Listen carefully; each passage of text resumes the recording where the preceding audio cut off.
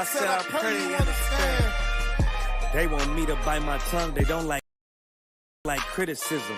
Can't sell oppressors the devil, YouTube restricted niggas. But they can post bitches twerking, police killing niggas. You can rap about catching bodies and millions listen. Bitches rap about they box and children listen. You say you black and gay, to them you still a nigga. You chasing Susie and Becky, they Emmett Tillin niggas. You got the ones that compromise, and you got field niggas. It's a real difference, it make me feel different. When I kick on my boots, tie up a meat tree, I know what we teaching at camp, nobody teaching. These devils telling lies without blinking. They ain't got the integrity, try to reach them. They say they conscious and they woke, but they sleepy.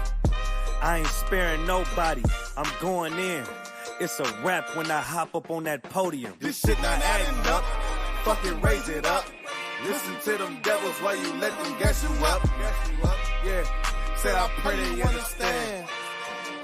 I said I pray they understand. This shit not adding up, fucking raise it up.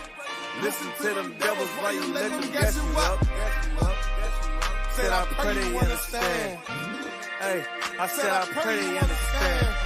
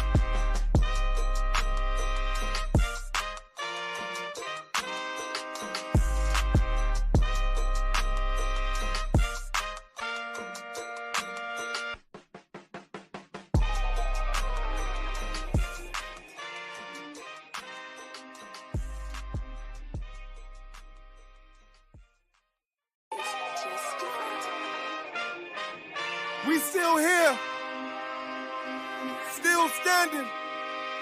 UPK, we never left the building. Commander General Yohana, you know. Wow. Check it out. Rolling to America.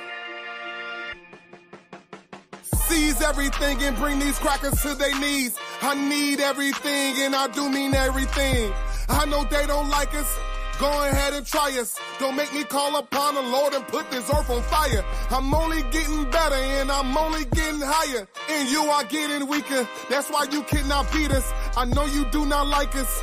We don't like you neither. You went against the grain. You should be ashamed. You went against a king. Let's just call it treason. Can't wait for killing season. All that shit that you be preaching. Let me see if you believe it. They say they can't be touched. Well, I'm about to put my hands on them. No more missing nice guy. I gave that spirit up. Lord, give me strength so I can tear this city up. Babylon is falling, but it's just not fast enough. Angels with a nigga, so you niggas cannot touch. Ooh, this shit not adding up. Fucking raise it up. Listen to them devils while you let them gas you up. Yeah, said I pray they understand. I said I pray they understand. This shit not adding up. Fucking raise it up. Listen to them devils while you let them gas you up. Said I pray they understand. Hey, I said I pray they understand. They want me to bite my tongue, they don't like criticism. Can't sell oppressors the devil, YouTube restricted niggas. But they can post bitches twerking, police killing niggas. You can rap about catching bodies and millions listen. Bitches rap about they box and children listen. You say you black and gay, to them you still a nigga. You chasing Susie and Becky, they Emmett Tillin niggas. You got the ones that compromise, and you got field niggas. It's a real difference, it make me feel different. When I kick on my boots, tie up a meat tree, I know what we teaching at camp, nobody teaching. These devils telling lies without blinking. They ain't got the integrity, try to reach them. They say they conscious and they woke, but they sleepy. I ain't sparing nobody, I'm going in. It's a rap when I hop up on that podium. This shit not adding up, fucking raise it up. Listen to them devils while you let them gas you up. Yeah, said I pray they understand. I said I pray they understand. This shit not adding up. Fucking raise it up. Listen to them devils while you let them gas you up. Said I pray they understand. Hey, I said I pray they understand.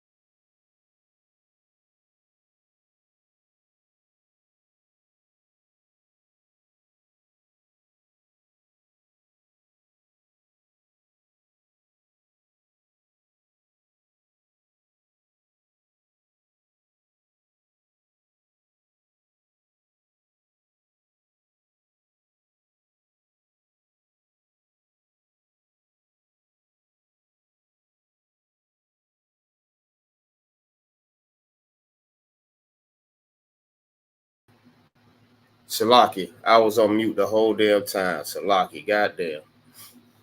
Okay. Shalom. Yahweh Bashem, Yahweh Shah, Barakatah to all the brothers.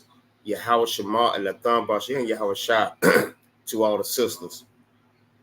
Again, we are the ISUPK. Started off at 1 West, 125th Street, Harlem, New York, under the leadership of Commander General Yohana. And what we teach is the blacks and the Hispanics and the Native Indians are the Israelites according to the Bible. This is something.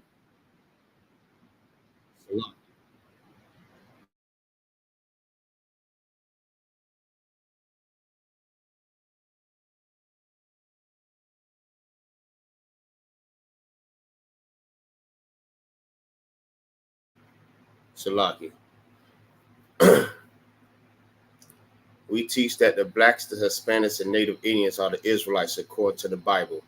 This is something that your Christian pastors do not teach. Christian churches do not teach who you are according to the Bible. Turn it down. They do not teach who you are according to the Bible. You have to understand, you have an obligation to the Most High, and that's to keep his laws, statutes, and commandments.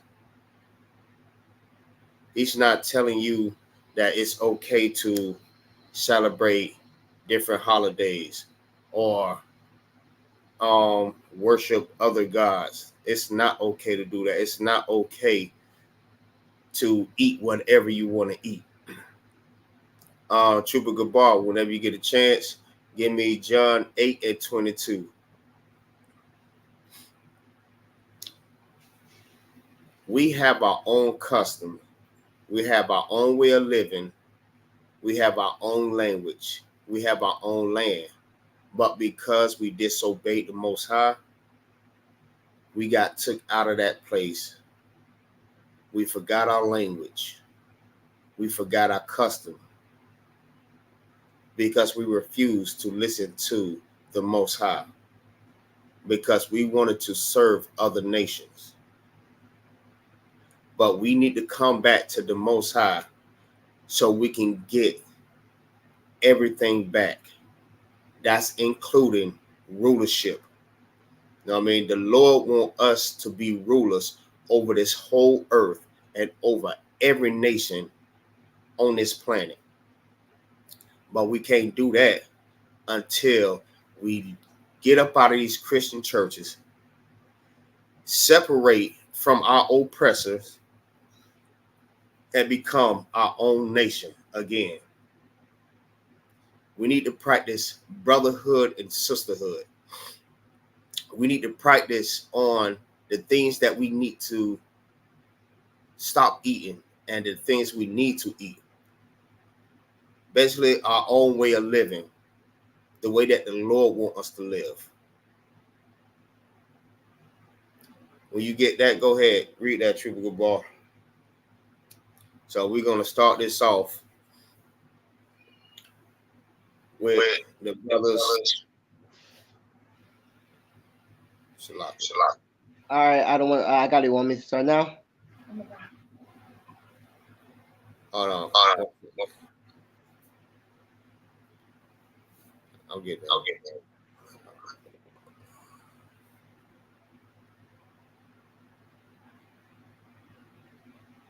Go ahead.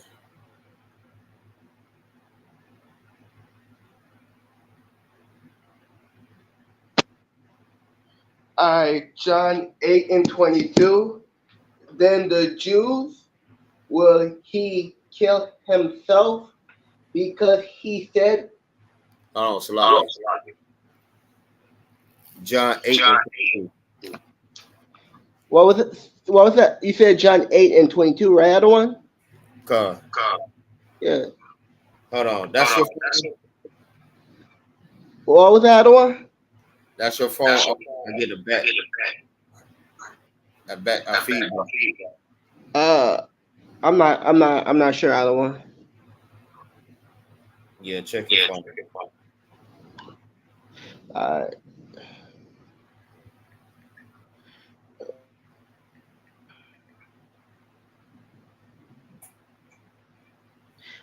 My bad. uh, 32. oh, you said 32. Car. Okay, I was on 22. Okay.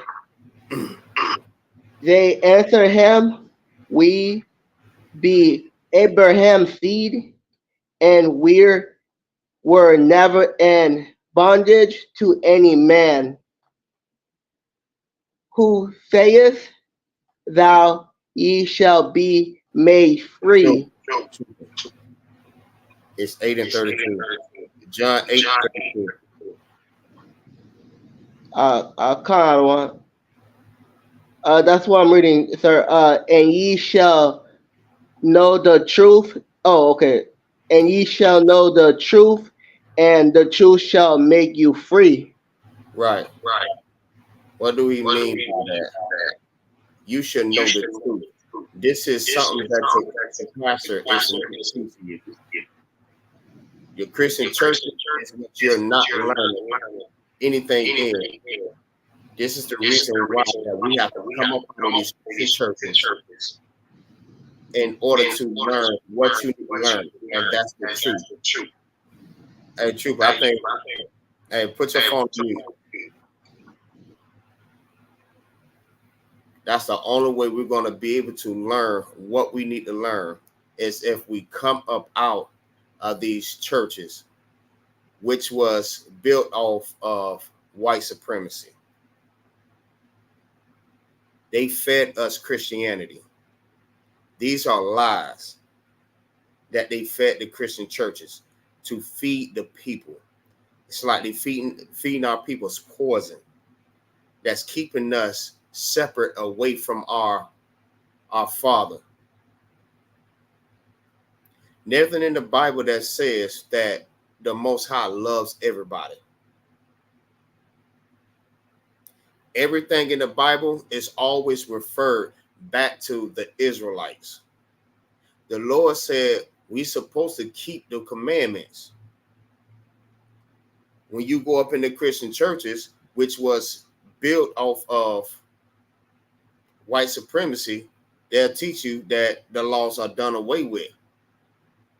And this is what keep us close to our Father, our power. Understand what I'm saying? Our protection, our everything. So if you see the connection, you'll understand that we need to get up out of these Christian churches in order to learn what we need to learn, and that's the truth. And the only way you're going to get that truth is in the ISUPK under the leadership of Commander General Yohana. We teach all week long, all year long. This is what we do ever since 1969. We are waking up our people. It is very important that you know the truth. Because if you don't understand, look at the conditions that we're in. We're not going to be able to get out of those conditions until we start following what the Lord needs us to do. That is very important. By the hands of our oppressors, we're going to be unalive more and more until we get our protection back. When Christ returns, it's not going to be none of that. All of this is going to end. Christ is coming for bloodshed. He's not coming to kumbaya, hold hands, and join everybody together. That's not what Christ has come to do. Christ is coming to make a separation. He's coming for blood. For everyone that did what they did to his peoples. His peoples. His people is not the one that supposedly believe in him. His peoples is his bloodline, his family, where he come from. He come from the 12 tribes of Israel, those of his peoples. He is from the tribe of Judah.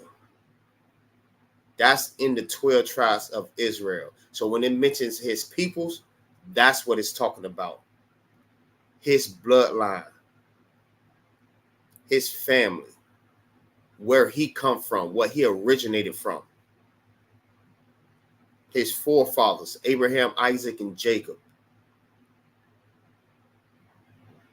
Ye shall know the truth, and the truth will make you free. Free from what? Free from all these conditions that we in. Free from being locked up in prison. Free from being unalive by our oppressors. Free from the lies. Free from these churches. Free. Get up out these Christian churches. This is the truth. We're not just saying this just because we don't like Christian churches. We're saying that because they are lies. They are greedy bastards. They're not teaching you anything in these Christian churches. They'll tell you that the laws are done away with, but still collect tithes. How is the law done away with? And that's what's keeping us close to our Father. That's why. It's the truth, and it's going to set you free. They are there only to keep you asleep. Okay, drop that and give me 1 Corinthians 11:3. Feel what I'm saying? So you have to know that the truth is that we must come back to our fathers. The truth is we should come back to our fathers by following the law, statutes, and commandments. Understand what I'm saying? We have to come back to our language. We have to come back to his word. We have to follow the example that Christ followed. Understand what I'm saying? Children, you have to obey your parents. Husbands, you have to love your wives. You have to be willing to give your life for your family the same way Christ did for the church. Christ gave his life for his peoples. Men, you have to be willing to do that for your family. You have to teach your family, your wives. You have to learn for yourself and lead them the correct way. Wives, you say you're a God-fearing woman, well, then you have to be that. So that's the topic for today. A real God-fearing woman and how she should conduct herself as a God-fearing woman. Because a lot of women really don't know what is a God-fearing woman. They thinking that you have to go to church, pay tithes, love everybody, you know what I mean, be nice, and that's God-fearing. There's more to being that type of God-fearing woman. Things that you might not be comfortable with. But this is being God-fearing. And we're going to show you inside of this, inside of this class. But before that, we're going to give a shout out to everybody that's in the class. Just Art and Paint, Shalom, Yahweh Shema, Lathabash, and Yahweh Shah. Blaze Rib, Shalom, Yahweh Shema, Lathabash, and Yahweh Shah. Chance, what is Yahweh Bashi and Yahweh Shah, Brakatha. What's going on, young man? GDT. What's going on, Rome? If you can, Rome, jump into class so we get some more readers.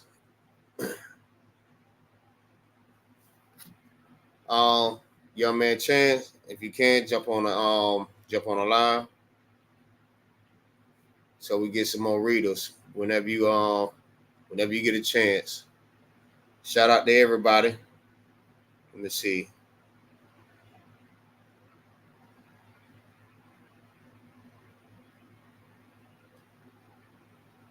If you can hear me, put in the chat a 1.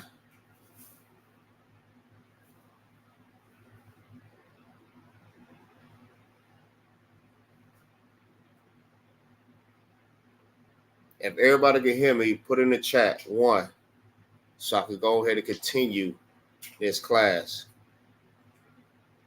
Make sure y'all like, subscribe, and share this channel on your YouTube, Facebook, TikTok, whatever. You know what I mean? Share this on all your social media platforms.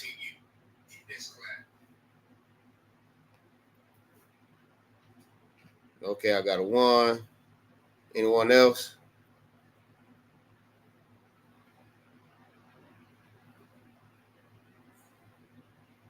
All right.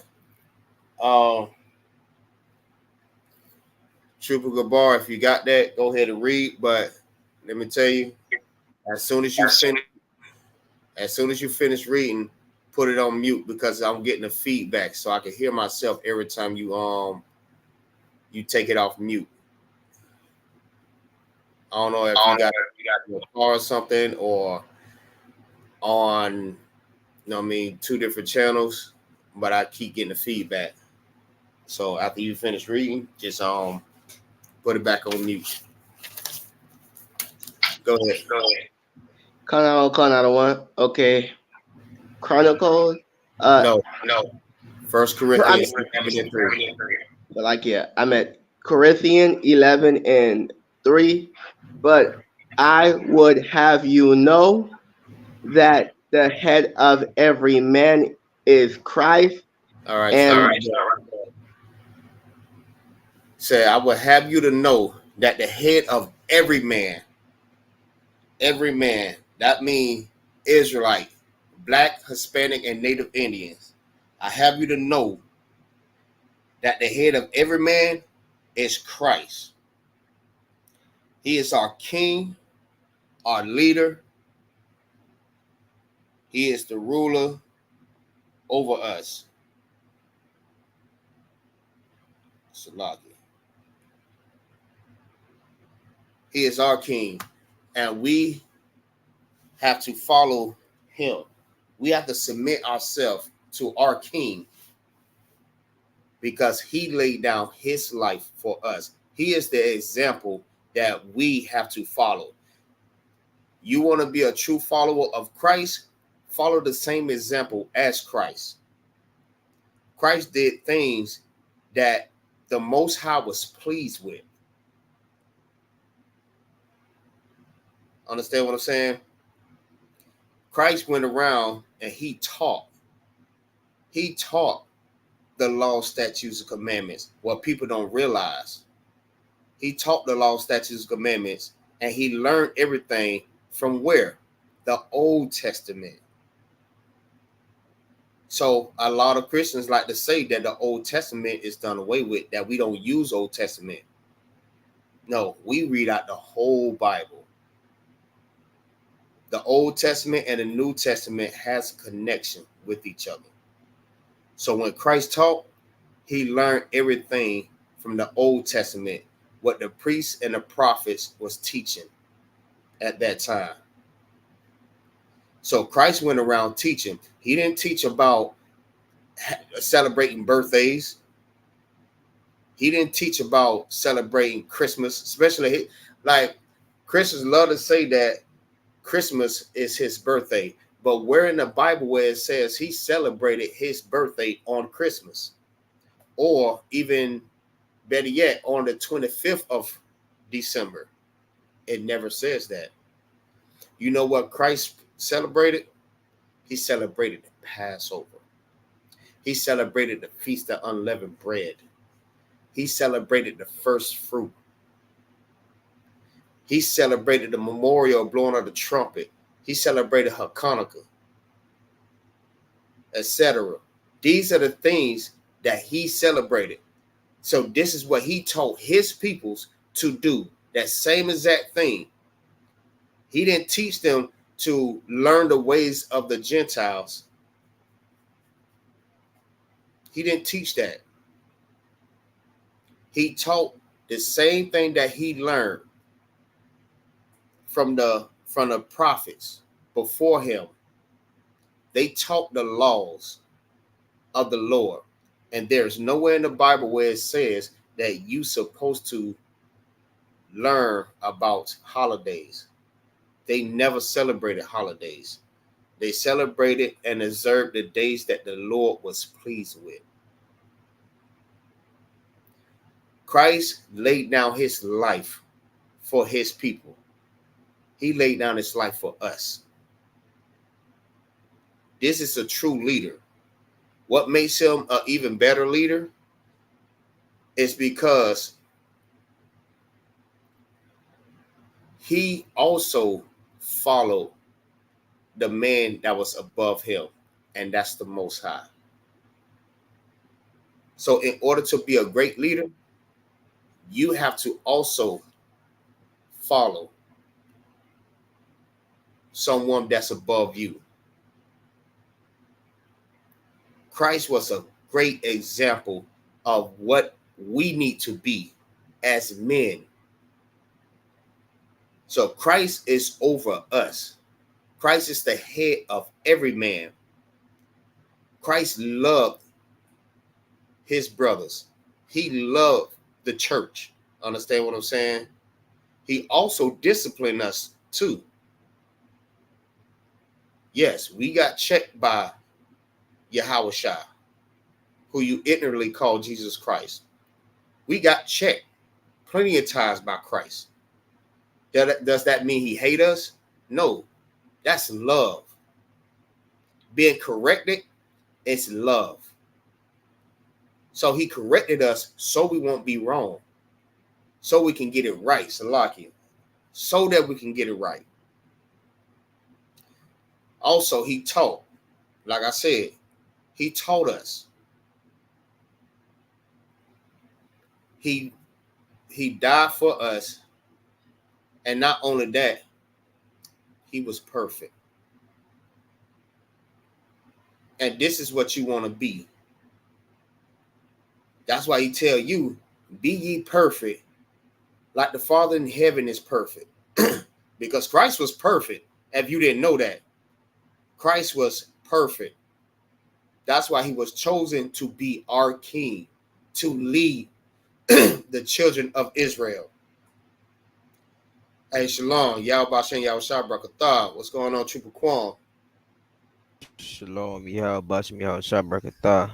Triple Quan Madar, what's going on? If you can, give me Psalms 19:7. Christ was a perfect man, just man. Christ didn't have no flaws. The Most High raised him up to be the leader, the king over Israel. He is the head of every man. When you get that, go ahead and read. We're going to show you. Because why? He followed what the Most High told him to do. He followed the law, statutes, commandments. He learned. He set up in that church when his parents was looking for him. You know what he was? In that temple. Salahi. He was in that temple learning.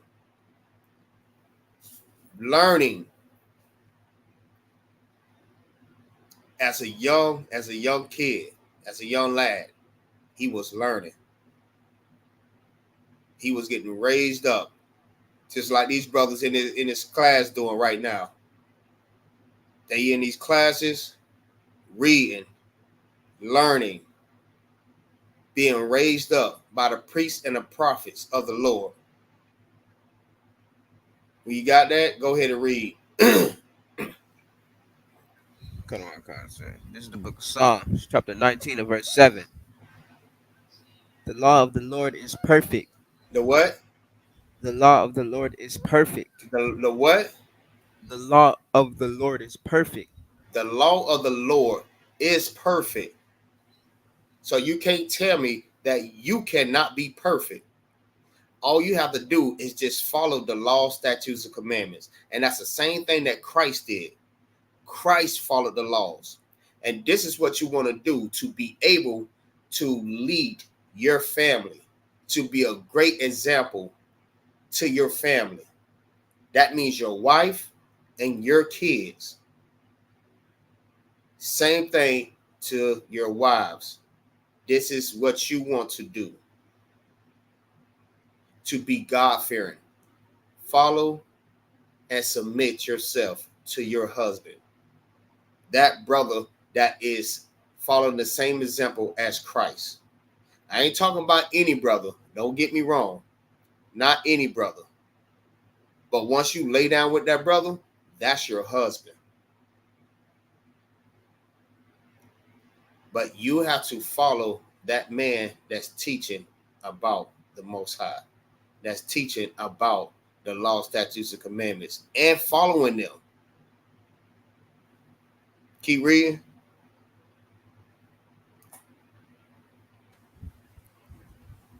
Converting the soul. The testimony of the Lord is sure. Right. This how you know that you're doing what you're supposed to do. This is what makes you perfect, that you follow the oracles of God. This is what Christ did.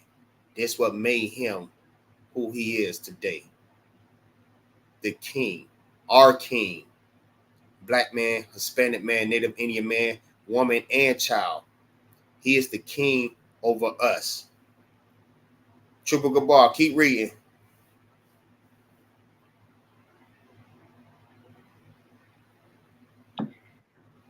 And the head of the woman is the man. Right.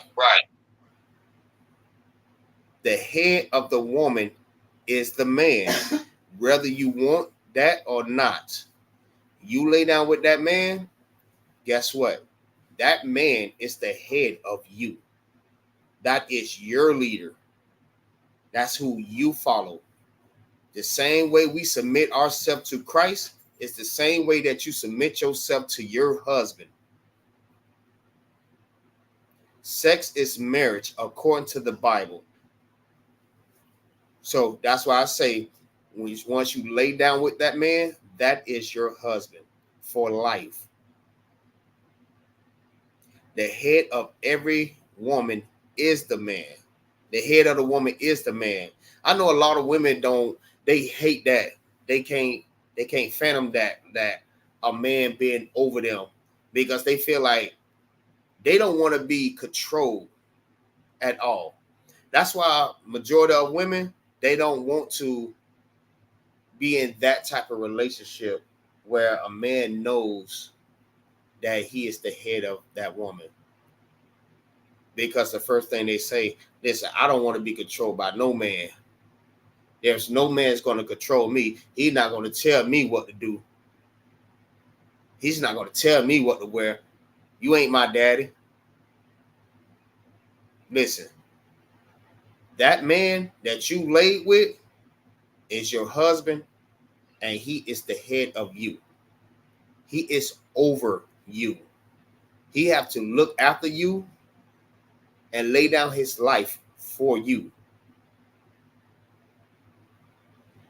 That's your head, whether you love it or not. That brother has to teach you, love you, protect you, and those children. Those are his responsibility. You are his responsibility. He is your king in his household. That's why, if you understand, like, what about us, you know what I mean? That's why we always say, you know what I mean, the property of, possession of. the house of whatever name that brother is. Ooh, Shalaki. That is your head. That is your boss. But it's so crazy, right? Because just like work, everyone has a boss. Your boss even has a boss. And your boss has a boss. So everybody is up under somebody. So you'd rather be up under your oppressor than to be up under your husband. That's going to lead you right and lay down his life for you. You'd rather be up under your boss. Why? Because he's paying you money. Somebody got to pay you money for you to be up under them, for them to lead you and lay down their life for you. Listen, that's your head, whether you like it or not. Your husband is your everything. And him only. But your oppressor, in these times, they put the black woman over the man. They put the black woman and the children over the man. Yeah, women love that fact that, you know what I mean, they're equal to their man. It's women that they'd rather be over that man or equal to that man than to be under that man. They will not get in a relationship until they realize that, listen, if I'm not equal or over this man, I'm not going to be in this relationship.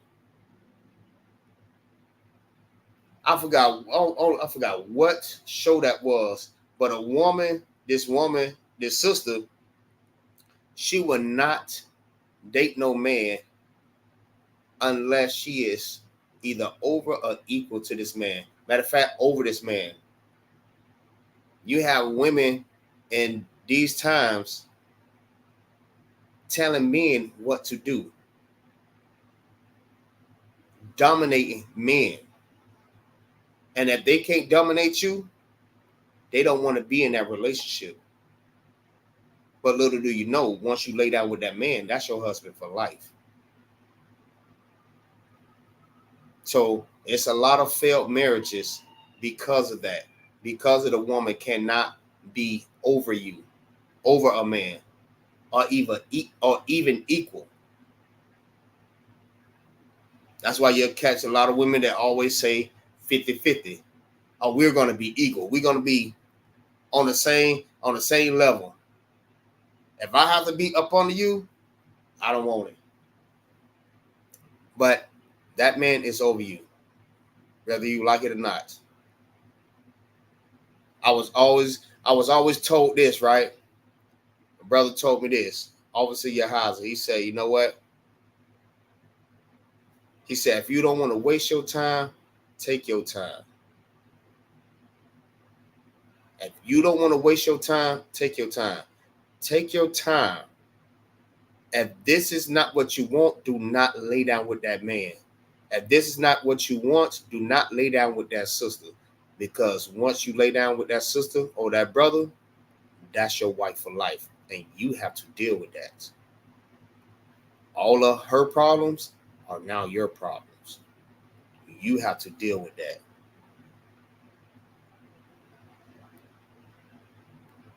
So take your time when you marry these brothers or these sisters. Keep going, Triple Gabar.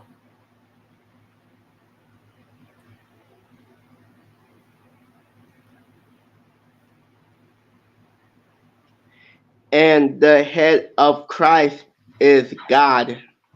And the head of Christ is God. It's the Most High.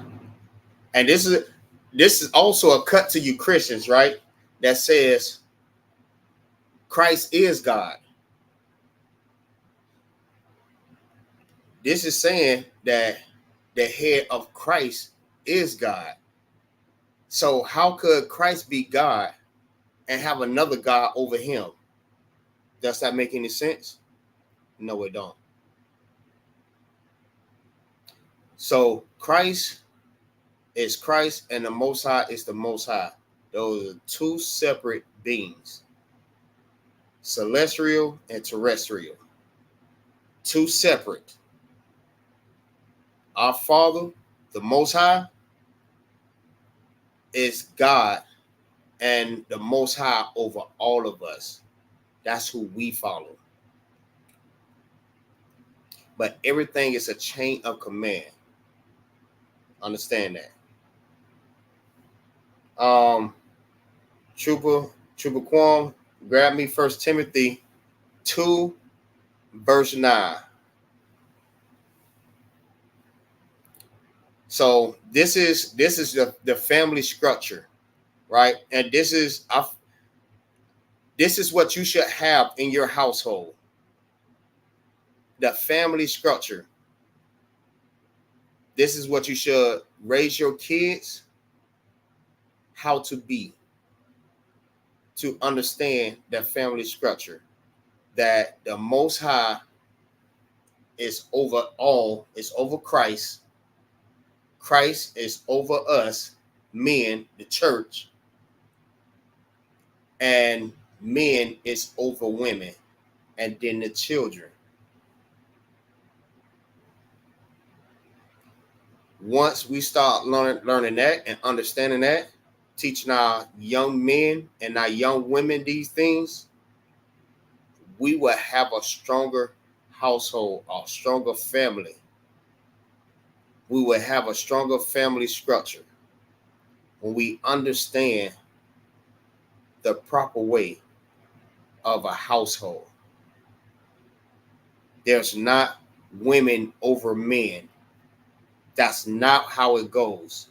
There's not children over all. It's the Most High, it's Christ, it's men, it's women, and it's children. It goes from the top to the bottom. Does that mean because women is under us that she is nothing? No, that's not what that means. That means we all have a role. We all have to play our role in this body. Just because you're under that man, sis, that does not mean that you're nothing. You are just as part of this as he is. But he is your head. And through him, you get saved. You got that? Come on, Constance. Right. Go ahead and read whenever you got it. This is the book of 1 Timothy, chapter 2, verse 9. In like manner also, that women adorn themselves in modest apparel. Right. This is how women should be modest, adore themselves in modest apparel. You should love to dress appropriately, especially around younger women that watches you. They look up to you, older women, seasoned women. They watch what you do. So if they see you walking around with booty shorts, they're going to want to do the same thing. Dress and adore yourself in modest apparel. Dress modestly. Do that mean you have to wear them dresses, you know what I mean, inside them pool and inside the gym, inside, you know what I mean, different places? No. But adore yourself in modest apparel. They have where you can wear pants. They have women pants. They have dresses. The only thing that you can't do is wear what a man wears. Also, don't walk around dressed with shorts showing all your behind. Don't walk around, you know what I mean, with a damn short dress that you every time you walk, you have to keep pulling it down. You got to keep pulling it down because it's showing all your behind. Younger sisters is watching this, and they see and they think that this is okay. They think that this is cute for them to walk around with their behinds out, with little shorts, walk around with their cleavage all showing, walk around with tights so tight it's just showing they, you know what I mean, they lady prints. That is not how you want to conduct yourself around younger women. You should dress modestly and show the younger women that they supposed to dress that same way,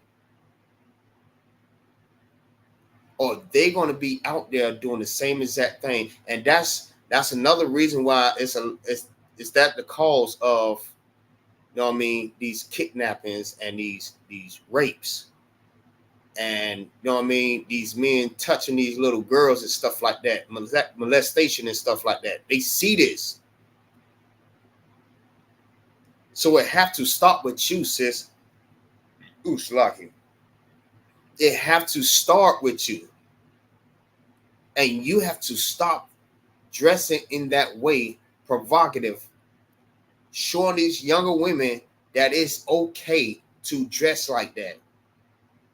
You know what I mean? You got your Megan Thee Stallions, your JTs, your City Girls, whatever, Nicki Minaj's, and you know what I mean, all these other sisters, Ice Spice. Every time they get on the stage, they have to wear some booty shorts, some showing all they behind, a little dress, showing all they print and stuff like that.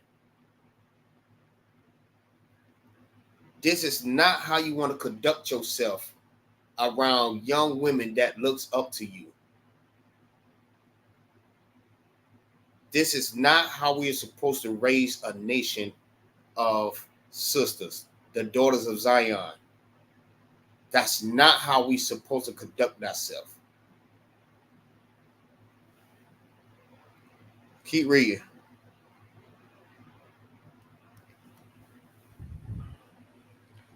With shamefacedness and sobriety. Sobriety. With shamefacedness and sobriety. Right? Trooper Gabar, get me the definition of shamefacedness, and Trooper Quam, get me the definition of sobriety. And you're supposed to be shamefaced.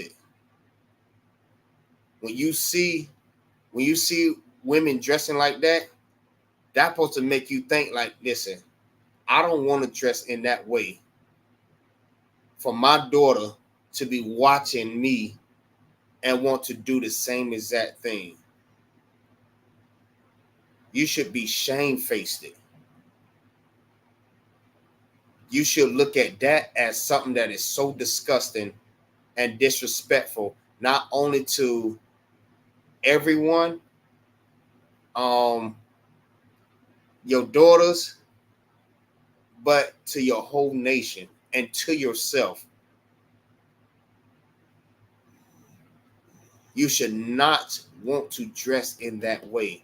You should look at that like, nah, I can't wear this. I can't wear this. I can't wear this. That's why the man is the head of the woman, because that man going to go and tell you, nah, go take that off. Put on something that's presentable. That's why you need a man in that household to be able to, you know what I mean, correct you, let you know that is not appropriate, and be able to correct this daughter and tell her the same thing. That is not appropriate. Don't wear that. Go find something else to wear.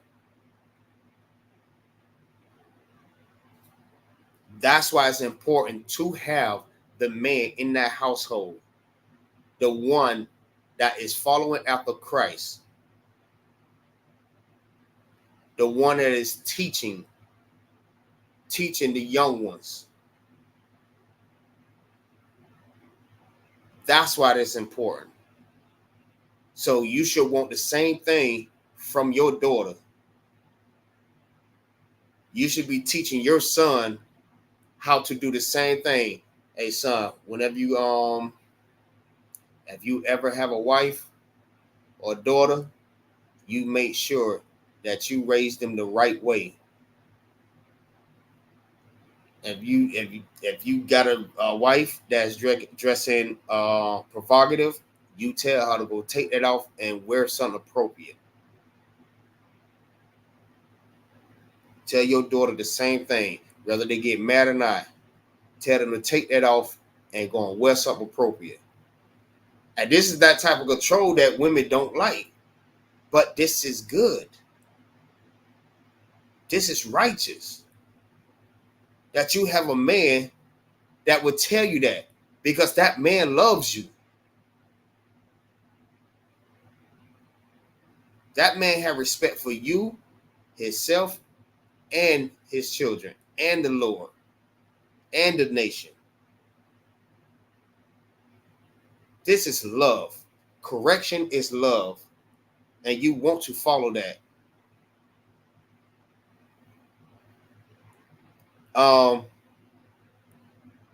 Who got shamefaced in this? I got it out of one. Go ahead. Shamefacedness is a noun that means feeling embarrassed about yourself. It can also mean the shame you feel when you're guilty or indecent is made public. For example, he looked somewhat shamefaced when he realized his mistake. Right. What's your source?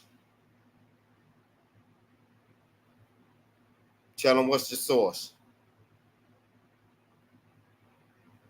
Oh, Google out of one. Yeah, what dictionary?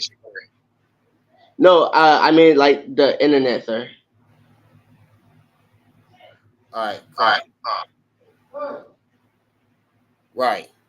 When you feel embarrassed, when you walk around with a dress that you got to keep pulling down, showing all your behind, that should make you feel embarrassed. Like, listen, I'm showing all my bottom to a whole public of strangers that I don't even know. That's not even my husband. These men seeing more of your wife and more of yourself more than your husband do. Sis, go in the house, change your clothes, put on something appropriate. There is nothing wrong with beautiful dresses. Nothing wrong with that. There's nothing wrong with dressing modestly. Your daughters, go in the house, go put on something appropriate. There is nothing wrong with dresses. Nothing at all. There's nothing wrong with wearing things that's appropriate. You should feel ashamed when you're walking around showing all your behind, especially when you at the beach and you want to wear your bathing suit, which is still underwears. In my opinion, it's still underwears. So you walking around with a bathing suit that's still underwears, but you won't walk around in your underwears. It don't make sense. So all in all, put on something else. Cover yourself up, sis. Don't walk around like that. Feel ashamed when you showing all your private areas, because that belongs to your husband. If you did that more for your husband, you'll probably keep a husband. Stop showing all your private areas to the public. You belong to someone. Don't show what belongs to your husband to another man. even if you didn't belong to anyone. Have respect for yourself, sis. Put on something appropriate. Give me sobriety.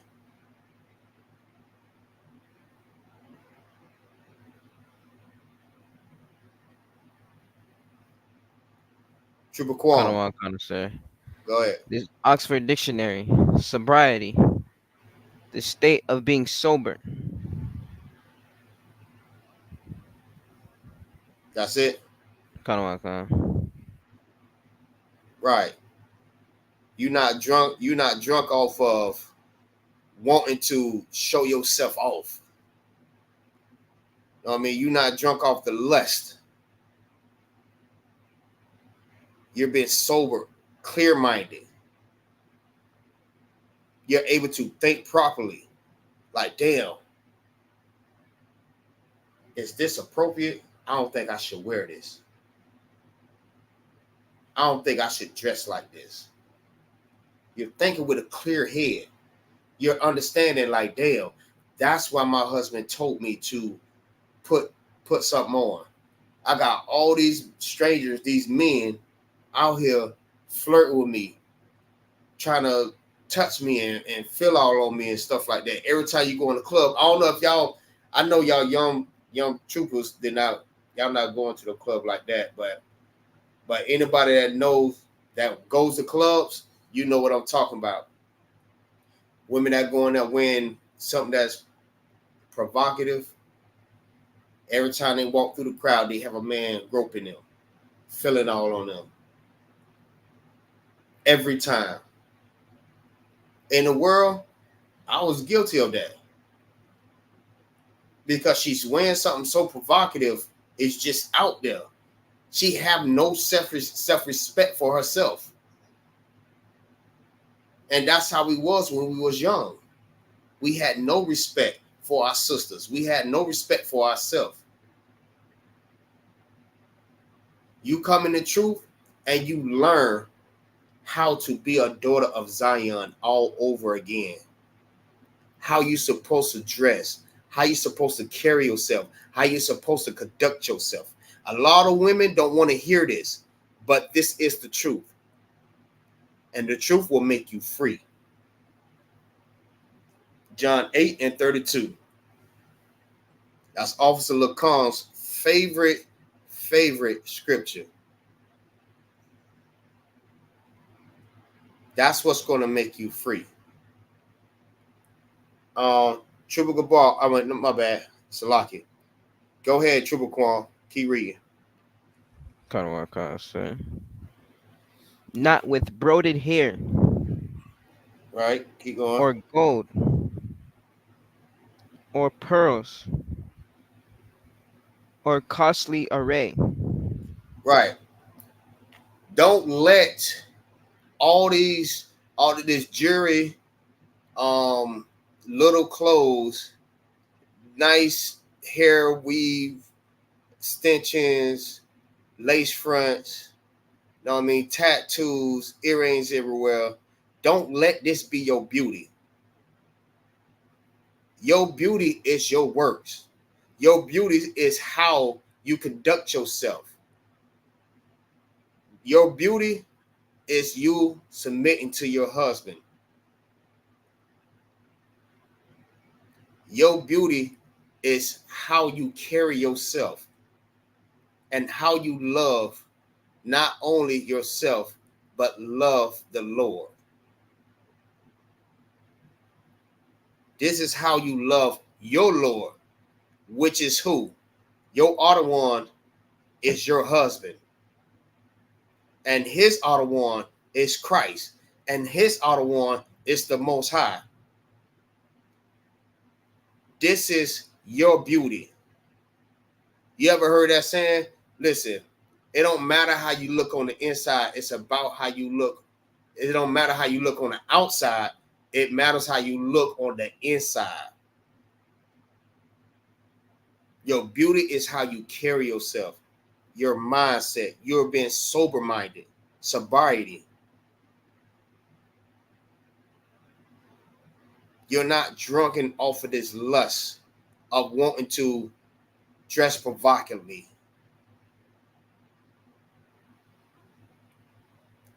This is how you conduct yourself. And young women are watching you. They watch all these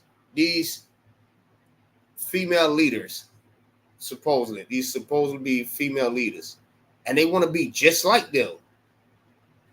But just think, if all these women that supposed to be, leaders to these women start covering themselves up,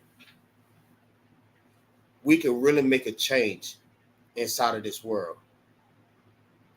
We'll mess the whole game up.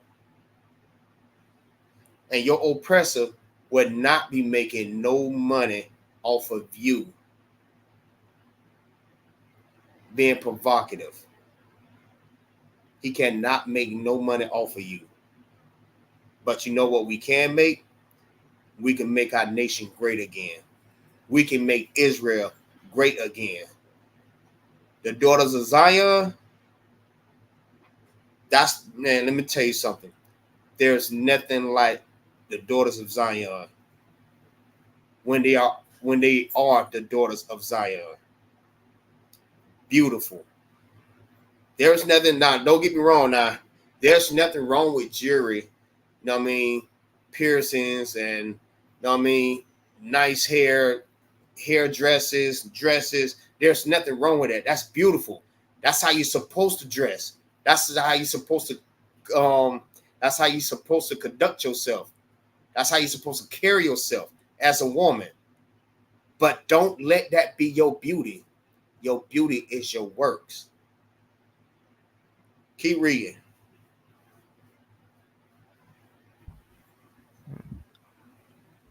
But which becometh women professing godliness with good works. Right. Like I said, with good works. This is a real God-fearing woman. Your works is being looked at. Your works are being counted. The Lord see how you conduct yourself as a woman, a daughter of Zion. Your works. How you love and you respect your husband. When you obey your husband. If he tell you to go and take something off and you do it with no argument, those are part of your works. Because you're submitting, you're following what your husband told you to do. Keep reading. Kind of what I can't say.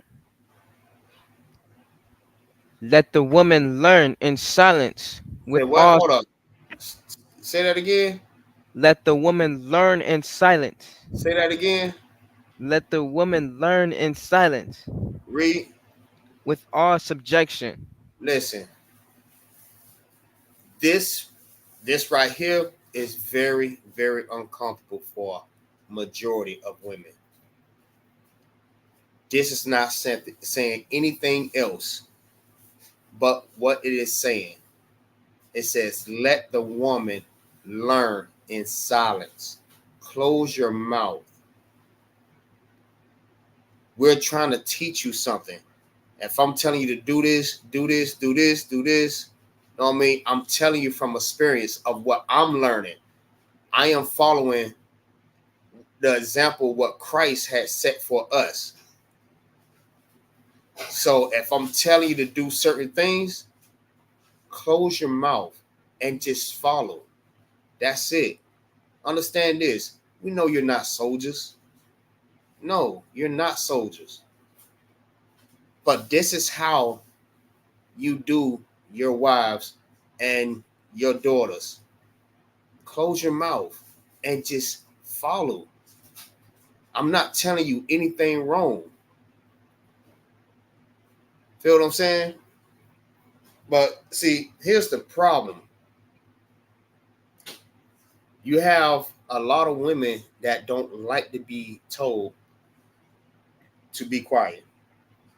They find out very disrespectful and rude. You tell them to close their mouth, they still find that disrespectful and rude.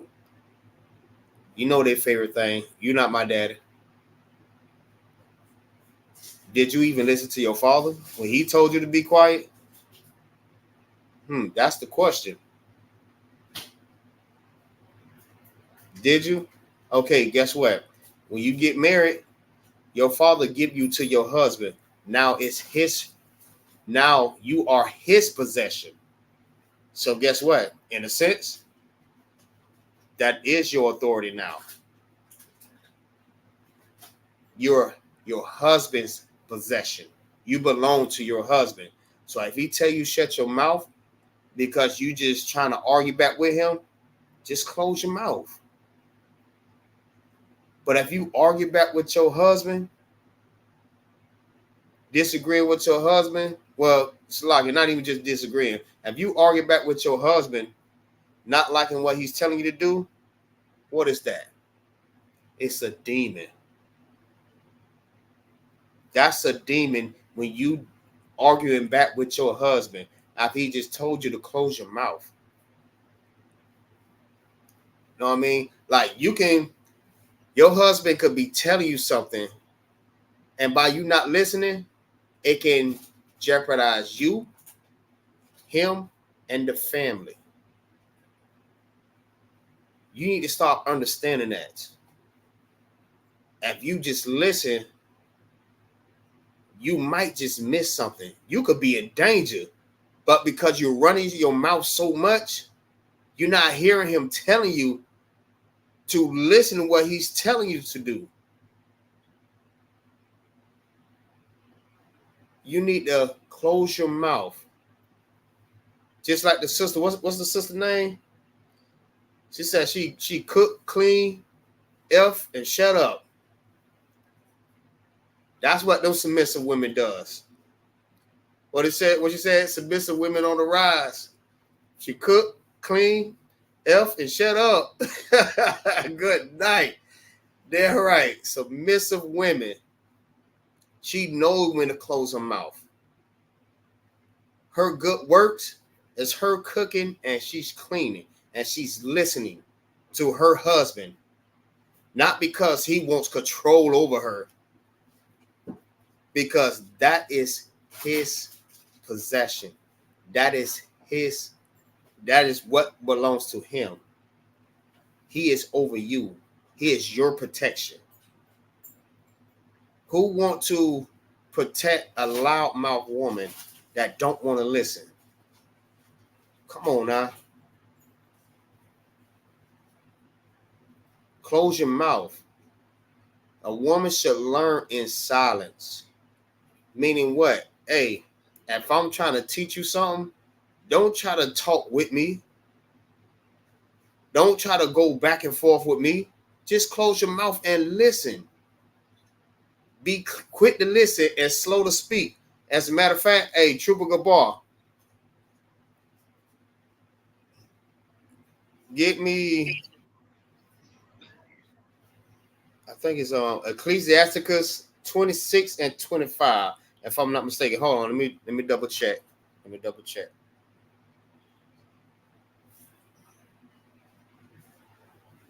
Let me double check.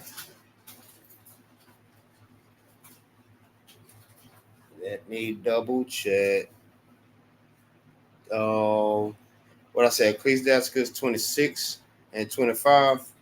Let me see, is that it?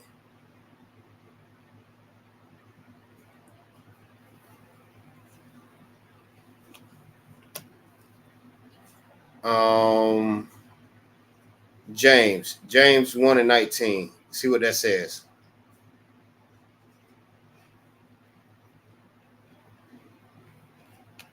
Right. You should be shamefaced. Understand what I'm saying? You should be embarrassed to even dress like that, or even just talking to your husband like that, not even being quiet. Matter of fact, Trooper Kwong, give me Ecclesiasticus 26 and 25.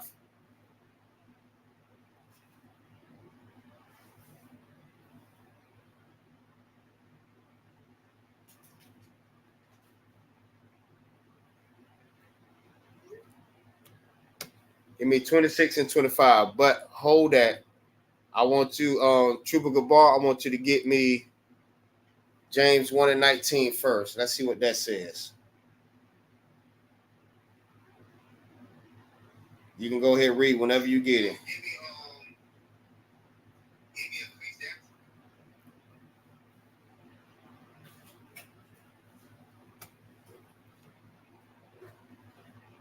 Go ahead and read whenever you got it.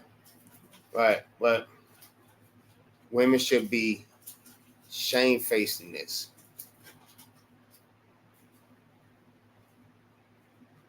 You should be ashamed of how you dress, how you carry yourself, because you have sisters watching you. When they see you arguing back with your husband, you know what I mean? Because you don't want to be quiet, guess what they're going to go and do? They're going to do the same thing when they get a husband. They're going to think that's okay. Shit, mama arguing back with daddy. So that's what I'm going to do with my boyfriend, my husband. He going to respect me. I'm gonna yell back at him. I'm gonna disagree with him. I'm gonna wear what I want to wear. Because guess what? This is what I seen my mama doing. And this is okay. So you have to be careful of the way that you carry yourself, because like I keep saying, and I'm gonna keep pressing this, younger women are watching you. Just like the younger men are watching the men. The younger men are watching the women also, and the daughters are watching the men. They see what we do. Just like babies. You already know, as babies, they want to be just like the older people. They mimic everything that we do. They're like little sponges. They soak up everything from a young age. When they get older, they start doing the exact same thing. Trooper Gabar, you got that? Con, sir. James chapter 1 and verse 19. Wherefore, my beloved brethren, let every man be swift to hear, slow to speak, slow to wrath. Right. It says,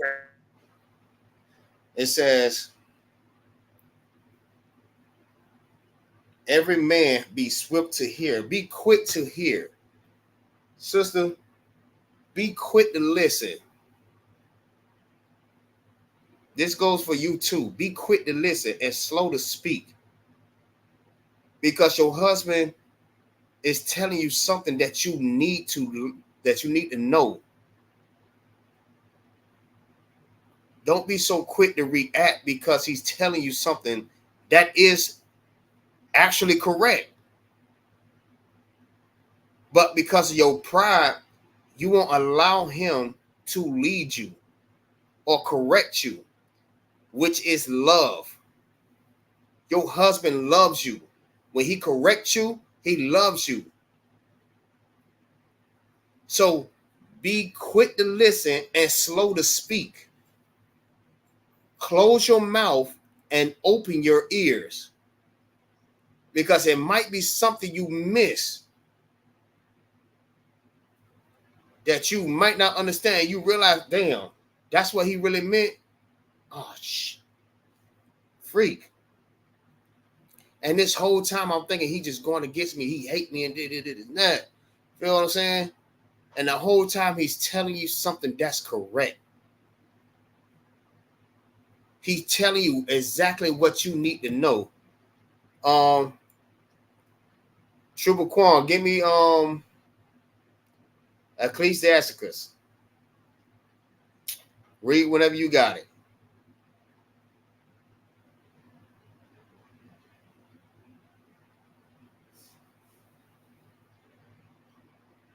Sis, understand this. Ye should know the truth, and the truth will make you free. If you did this, you will always have a husband. you will keep a husband. You will keep that husband happy. Don't nobody want to come in a house and have to argue with their wife every time they come home from the damn slavery after already arguing with strangers in the world, and I got to come home and do the same exact thing. Listen, just close your mouth and just listen. If I'm telling you go change your clothes, close your mouth and just listen. If I'm telling you something, just close your mouth and just listen. If you want to say something, that doesn't, but don't get me wrong now, that does not mean that you can't say anything, but just close your mouth and listen. If you want to say something, have respect. Let that man talk. Once he finished saying what he's saying, let him know, I want to say something too, in a respectful way. He allowed you to have the floor and he yield. Now you speak and you say what you feel. And this is a proper way of communicating. Hearing your husband and your husband hearing you. Now y'all are communicating in a proper way because now he's understanding how you feel and you understand his order, his authority, what he has to do. You got that, Triple Quam? It's like, yes, sir. What verse do you need? Is Ecclesiasticus 26, verse 25. Kind of one, sir. I got it. Go ahead. This is the book of Ecclesiasticus, chapter 26 and verse 5. This is what you call a shamefaced, a shameless woman. This is what we call shameless women that don't feel no shame about what they do. They don't care about anything. They whole mindset, I'm going to do what I want to do because what? I am grown. Their favorite word to say. I am grown. You can't tell me nothing. You're not my daddy. I'm grown. But guess what? Your husband is the head of you, and you have to obey your husband. Go ahead, read.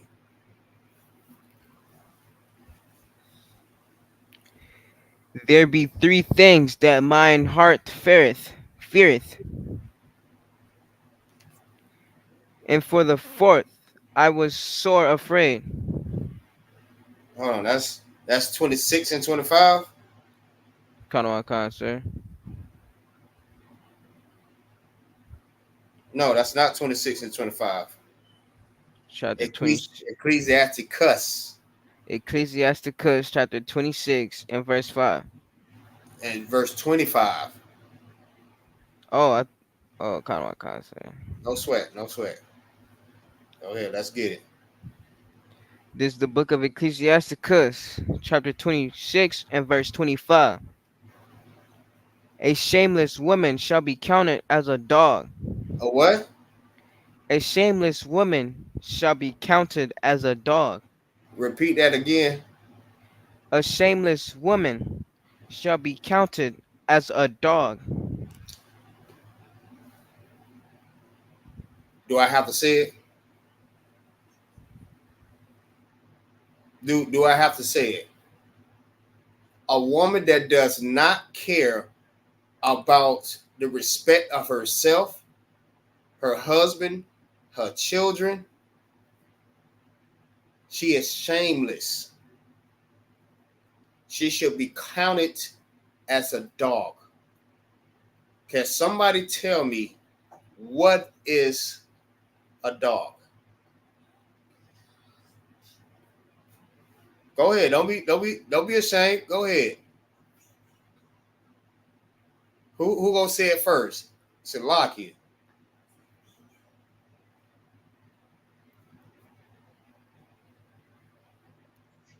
So like y'all the one. Go ahead. A bitch, sir. She's a what?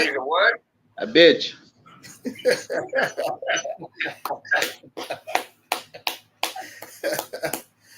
Damn right. What she call herself? She said she a bad bitch. Feel what I'm saying? Those type of females that shameless, that don't care about what they wear. Know what I mean? They tights all jacked up in they stuff. They showing all the behind, cleavage all out, boobs hanging all everywhere. She's a bad bitch. That's what she call herself. She should be counted as a dog because she is shameless. She have no shame. No shame for herself. She should put on some clothes because you have a daughter that's watching you. You shame-faced bitch. Put on some damn clothes. That is not how the daughters of Zion conduct themselves. You are the daughters of Zion. You are princesses. Act like it.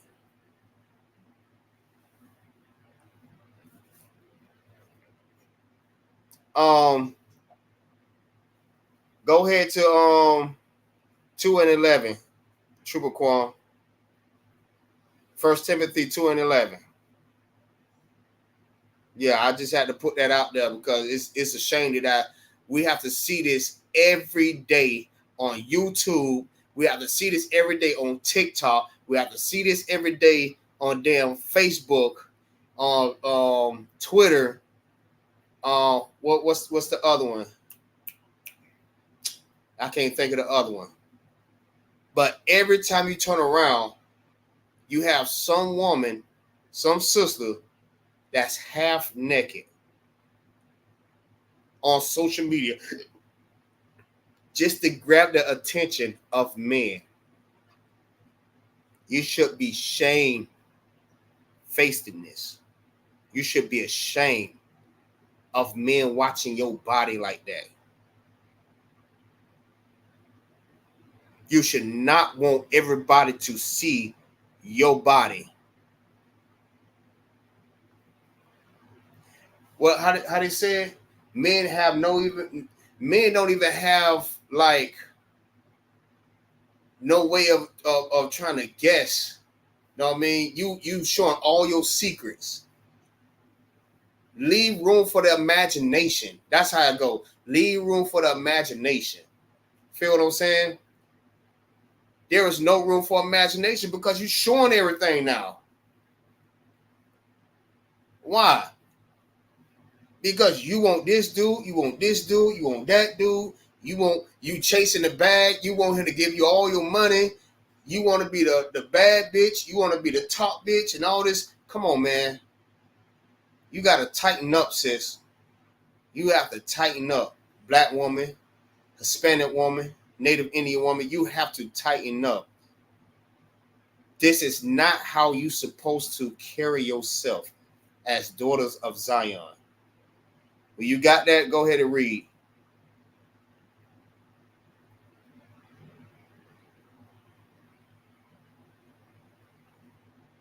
This is the book of 1 Timothy, chapter 2 and verse 11.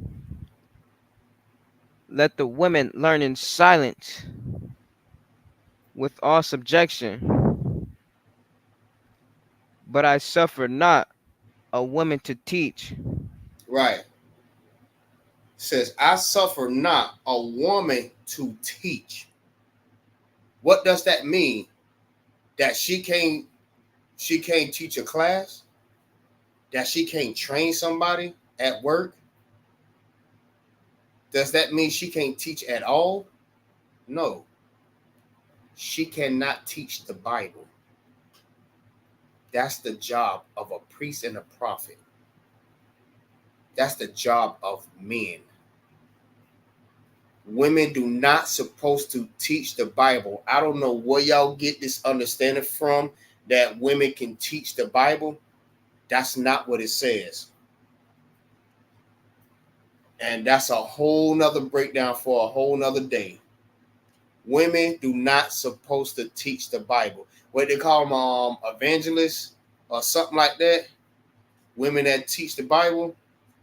I see a lot of that. Women up on a podium teaching the people.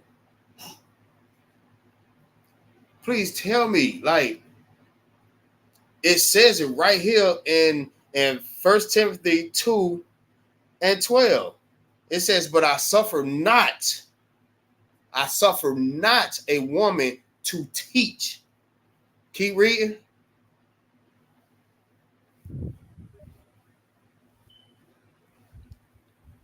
Nor to usurp authority over the man.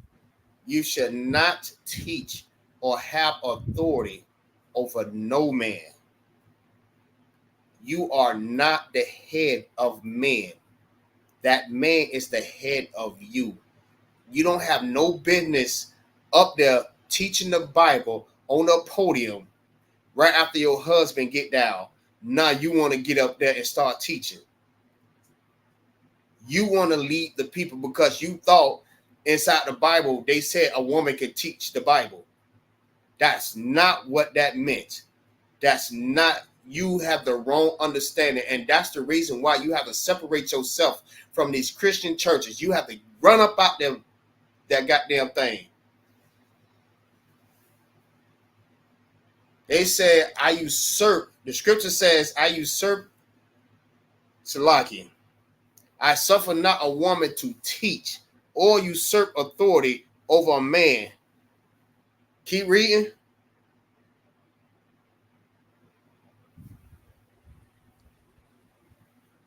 But to be in silence. But to be in silence. So when that brother is in class and he's teaching, close your mouth and learn. Close your mouth and learn. Listen. Understand. He that have an ear, let him hear. Understand what is going on. Trooper Gabar, get me the definition of usurp. Baba Kushar. A woman should not be in the church teaching anybody, no man, or have authority over no man. Like who? Your vice president, Camilla Harris. Camilla Joker Harrison. She want authority over all men. Everybody. And you think she give a damn about, you know what I mean, her telling men what to do and her being in her place? She don't give a damn. She'll never step down from that position because she loves that. She loves the fact that she could tell men what to do. But the thing about her, she is not our people's. Camilla Harris is not a black woman. So let's clarify that. She is not a black woman. She is an East Indian woman, sir. So she doesn't even matter. Understand that. Her opinion about us does not matter. She is your oppressor. You know how many black men she incarcerated? Listen, that's your oppressor. And she gonna continue to oppress you. But no woman should not want to be the head of a man. If you're a black, Hispanic, or Native Indian, you should not have authority over your man. But you want to be the boss. Even if you do make all the money, you paying all the bills, you making all the moves, that still don't make you over your husband. Your husband is still the head of you. Just like Christ is over the church. And what I mean by the church, that's the body of men. Not an actual church. Like St. John Baptist Church or the Catholic Church or anything like that. Metropolitan, and all that other crap. We're not talking about that church. We're talking about a body of men, the Israelites. He is the head over us. You should not want to be the head over no man. When you're the head of a man, look what happens. Look at our society right now. Look at it. You're raising up monsters because you don't have a man in the household. Our young men is growing up to be robbers and kidnappers and drug dealers and you know what I mean, wicked men. Don't get me wrong now. That's not saying a woman cannot raise a child. You can raise a child, but you also have to be that example. You have to be up under that man. But when I say raise a child, you raising him on your own. You have authority over that man, over that young man, and you teaching them and raising him up on emotions, not on logic and wisdom. You raising him up on emotions. Because we have brothers and sisters inside of this school, you know what I mean? Sisters that's obedient to their husband. They love their husband. They listen to their husband. You have husbands that love their wives, raising and protecting and teaching their kids and his wives, and the sister raising the kids. Feel what I'm saying? That's a family. That's the family structure.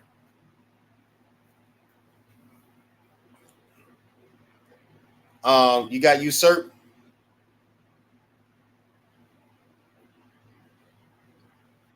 Conado one. I got it. Go ahead. Okay. Take a position of power or importance, legally or by force. Take the place of someone in position of power, illegally or with support. Right. That's all I mean. Okay. Right. That's what usurp is. Taking authority. You should not take authority over no man by force, legally, no type of way. You should not want to be the head of no man at all. You should not usurp authority over none. Go ahead, keep reading, Trooper Quam. Yeah. Salakia, what was the other one? No, I was telling Trooper Quam to keep reading. Matter of fact,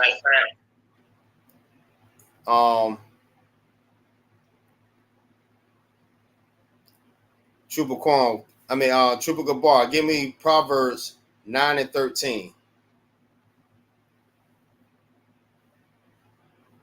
But, like I was saying, women want to be the head of men, right? They don't want to listen. Those are the ones you can't tell them nothing. But sis, close your mouth and listen. Take the correction. It's love. It's love. Be quick to listen and slow to speak. But you just want to be loud just because you can't nobody tell you nothing. You just loud for no reason. And you don't want to listen at nothing that's been told to you. Whenever you got that, go ahead and read it, Trooper Gabar. I'm on it right now, but you said it was 16 and what other one? No, Proverbs 9 and 13. Uh,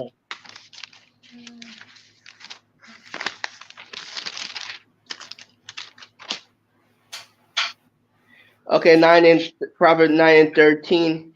A foolish woman is col col column column I'm not sure this Clamorous. word clamors No, clamorous. clamors clamors. Come on, She go is ahead. she is simple and know nothing. Right. She is simple and know nothing. Clamorous woman. Triple Quam. Hold that scripture that you got, that First Timothy, and get me clamorous. We're gonna find out the definition of clamorous.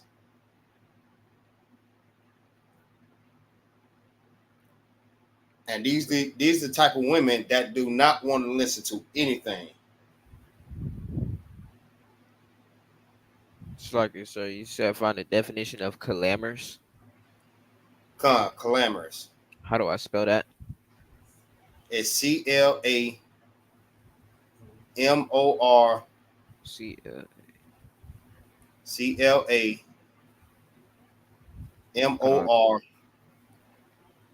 CLAMOROUS. Yeah, we're gonna break these scriptures all the way down, because we're gonna show you the real God-fearing woman. Like I said, a lot of women love to claim that they God-fearing. You know what I mean? They have it on their status, they post, their introduction, but they really do not know what God-fearing is. When they hear these scriptures being brought out like this here, their whole mind change. Or even have some that just say, yeah, I'm still God-fearing, even though I'm not going to listen to that, but I'm God-fearing. You know what I'm saying? Come on now. It's either you're going to be God-fearing or you're not. You can't not be God-fearing and still say you're God-fearing. That doesn't make any sense. That's just like saying that you're black, but you're really white. But you still going to continue to be black, but you're white. If you understand what I'm saying. It's either you God-fearing or you're not. And if you're not understanding this, what we're breaking down, and you're not obeying by this and understanding this and being this, you're not God-fearing, sis. You're not a God-fearing woman. I know this is a hard pill to swallow. It's a hard pill to swallow, but it's good for you. You should know the truth, and the truth will make you free.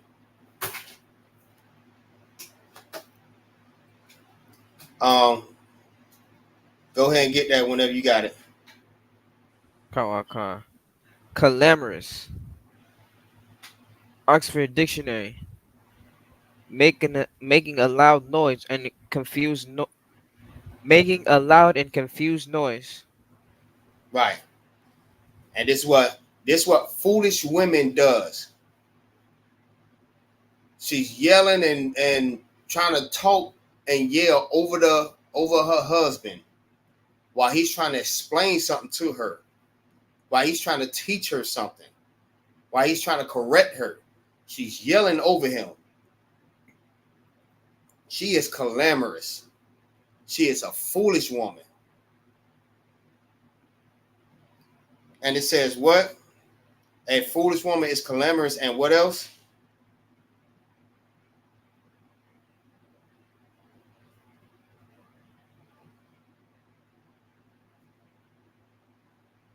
She is simple and know nothing. Why? Because she's talking so much, she's not understanding what her husband is telling her. She think that she is winning the battle by yelling more than her husband or talking over her husband. Says you're just uneducated. If you have to yell to win a battle, you are very uneducated. Listen and understand. Be wise. We're trying to teach you. We're trying to correct you. We're not trying to hurt you. We're not trying to hate you. We're not trying to put you away. We are trying to correct you so we can have the household that we need, the right and proper family function, so we can function correctly. We are trying to have the proper family structure, the right way, not the way that the world teaching us of how to have a family structure. The kids is over everybody. Nah, Salaki, your oppressor is over everybody. Then it's your wife. Then it's your kids. Now it's you. That's how America teaches the family structure. Everybody over you, over the man. That's not how it goes. It's the Most High, Christ, man, women, and child. How did the men get to the bottom? That's not the proper family structure. But the Lord is teaching you inside of this Bible how to have the proper family structure. A foolish woman is clamorous, which is loud. She is simple, very simple-minded, and know nothing. She'll know a goddamn thing by doing all this damn yelling.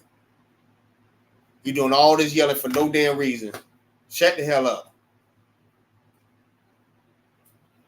What are you talking about? Close your damn mouth.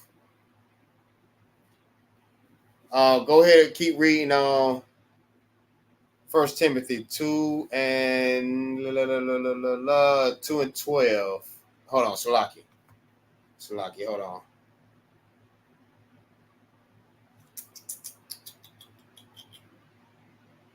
Let me get there with you.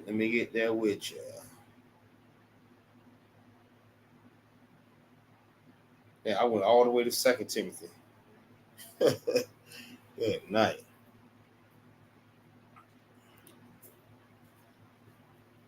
Okay. All right, we're gonna drop that. I don't want to go no more because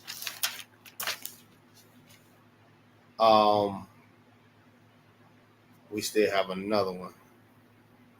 Matter of fact, go ahead, keep going on that. Keep going. Got one sir. Verse 13. Verse 13. For Adam was formed, then Eve. Read it again.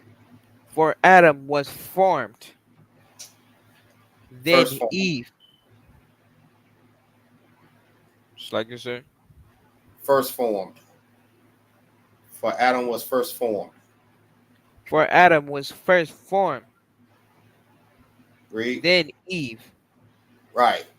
Adam was formed first. Feel what I'm saying? The Lord formed Adam first. The Lord gave Adam the laws first. Then he taught his wife.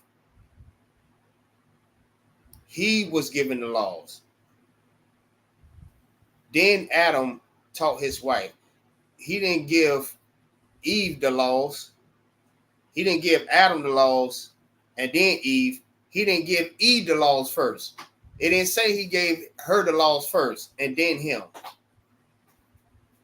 He is the head over her. That is her husband. That is his wife. So he is over that woman. Keep reading.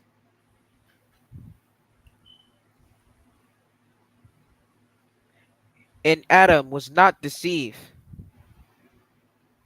but the woman being deceived was in the transgression. Right. Adam was not deceived. Eve was. And that's what brought on sin in the world. through Eve. So why would she be the head of the nation? She was the seed, but he followed her. He didn't, even though that serpent deceived her, that serpent didn't go to Adam. That serpent should have already known, like, this, I ain't gonna be able to get to him. I'm gonna go to the weakest vessel. I'm gonna go to her. I'm gonna deceive her. I'm gonna get her. In her mind, she probably thinking that she don't want to be up under Adam anyways. She don't want to be under. She want to be equal. She want to be as a god too. So I'm gonna trick her. I mean, anything could have happened at that point. But that's a whole nother breakdown for a whole nother day. So I don't want to give out too much on that until I get like a better breakdown on that for myself, so I can be able to break that down to y'all. But that's a whole nother topic for a whole nother day. Keep going.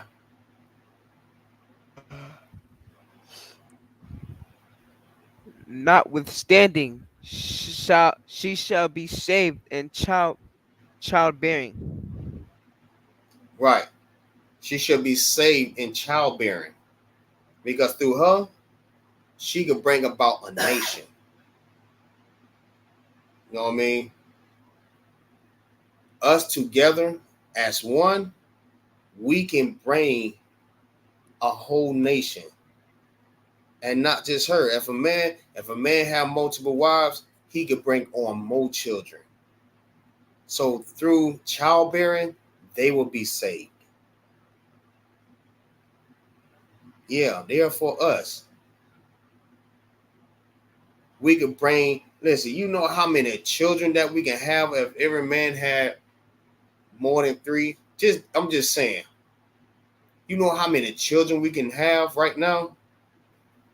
For all the ones that we lost, we can have plenty, like 3 times more. Yes, men can have multiple wives. That's a whole nother topic for a whole nother day. Whole other topic. But through childbearing, she'll be saved. Because we can be reincarnated through generations to come. So in order to be reincarnated, she have to be able to have children. And we have to be able to lay that seed. So those two work hand in hand. Understand what I'm saying?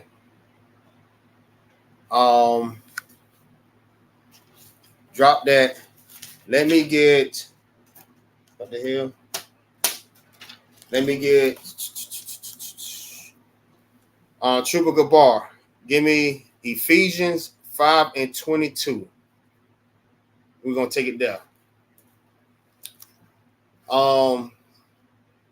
Hey, shalom, sis.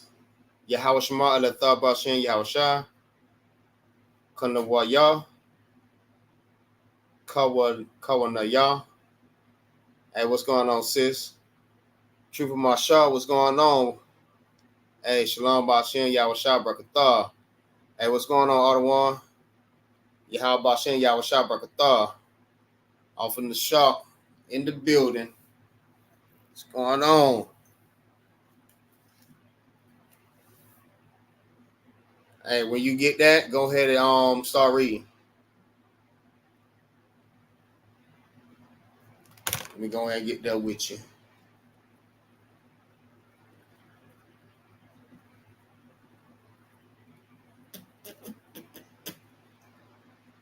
Five and 22. Ephesians 5:22.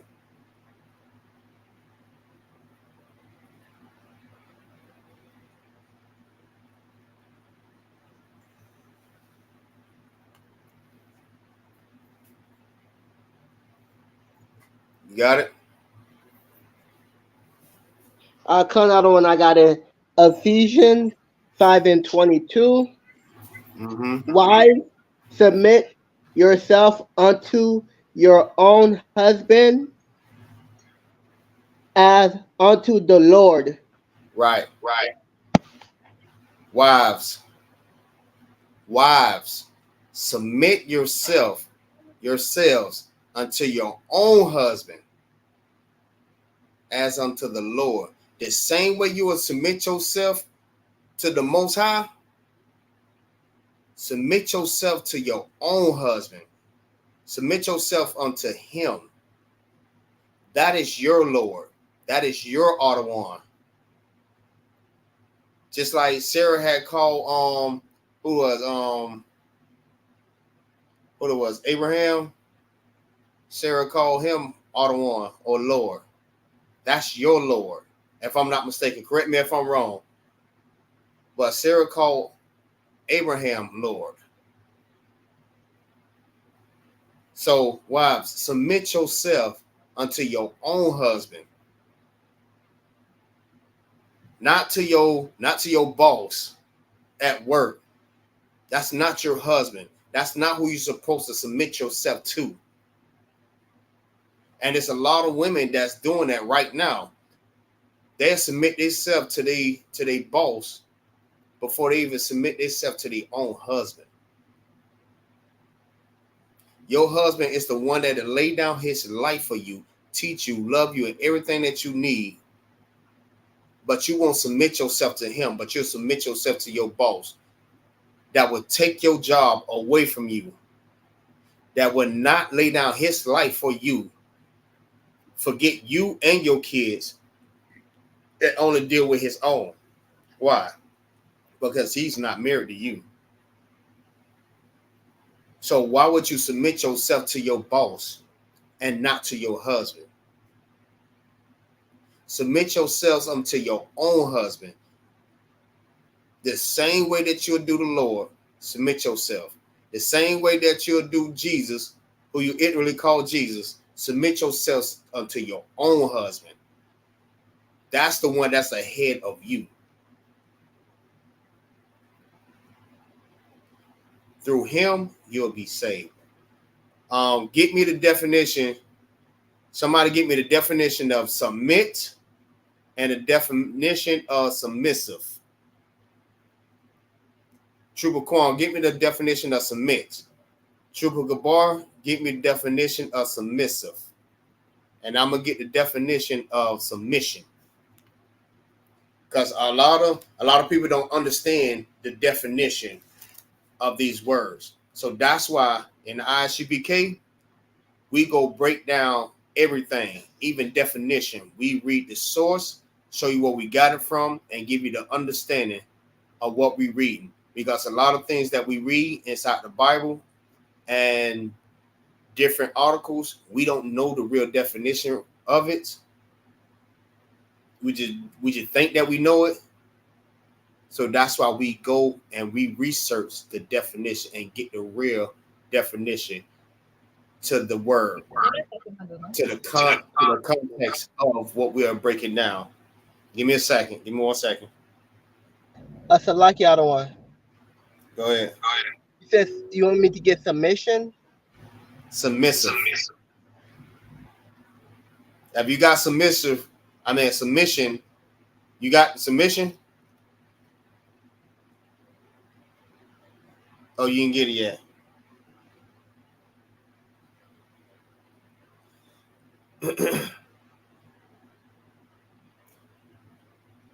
Triple Quam, go ahead. Get me submit.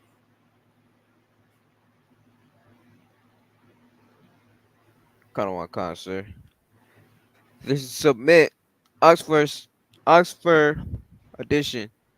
Accept or yield to a superior force or to the authority or will of another person. Right. It's to accept or yield to a superior force or to the authority or will of another person. You're submitting to the man that's above you. That's your authority. That's your head. He is over you.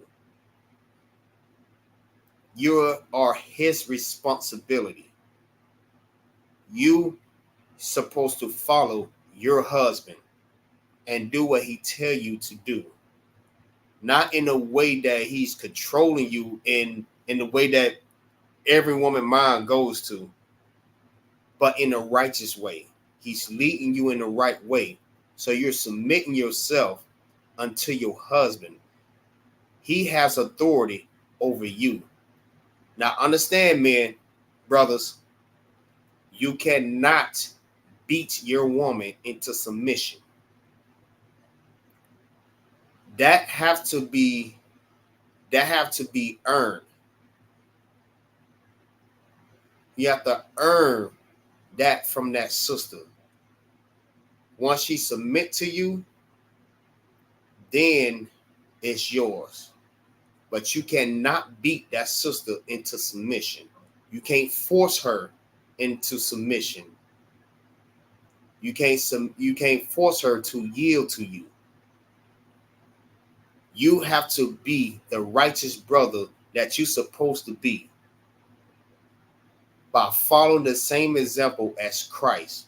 When she see that you are a good leader and you're able to lead her the right way, and she see that you set the examples, she will submit to you. She will yield to you. She will be your wife. She will know that you can be a leader to her and the children. You can't beat them into submission. But sis, understand, submissive is when you yield to authority. You understand that? Authority is someone that is over you. We're not talking about your boss. We're not talking about your Christian pastor. They are not married to you. We're not talking about your oppressor. The one that is over you is your husband. He is the head of you, of the woman. Trooper Gabar, go ahead and read submissive.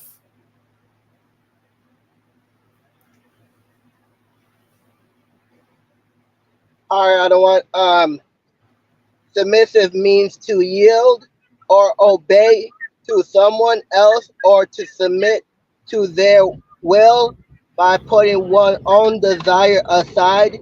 It can also mean showing te- te- te- te- I can't really say that word right. What's that? Submission or submissive? No. It kind of means like to be meek a little bit. I don't want. I can't. And a lack of self confidence. No, go back to the beginning. Yeah. So that's why I got so far. I don't want. All right, read it from the beginning again. Submissive means to yield or obey to someone else or to submit to their will by putting one's own desire aside. Right. So understand the context of what we're bringing out. It means to yield to someone. It's to yield to your authority, someone that is over you. You know what I mean? When you submit to your own husband, you're yielding to him. That is your authority. That's your leader. That's your head. You get the point. I pray you understand. No one else but him. Anyone wants to talk to you, they have to talk to your husband first. Matter of fact, they can only talk to your husband. As a matter of fact, if any man want to talk to you, he have to talk to your husband. He cannot go through you. He can't talk to you. If he have a problem, he have to go to your husband, not to you. You tell him real quick, hey, listen, I'm not for to argue with you. I'm not for to fuss and fight with you about nothing. If you have a problem, go to my husband. My rib will tell them real quick, I'm not for to argue with you. Go talk to my husband. And that's how every sister should be. You should not be clamorous and be yelling with another man that is not your husband. You should be yelling with your husband anyways, but the point is you should not be doing that with no man. If any man have a problem with you or want to say something to you or have any type of dealings with you, send him or point him to your husband. He is your head. He deal with all matters on your behalf. That's your authority. You don't do nothing. Hey, go to my husband. Go talk to my husband. I'm not talking to you. Go talk to my husband. And just let it be that. All right. Triple Quam. Let me see. Keep reading.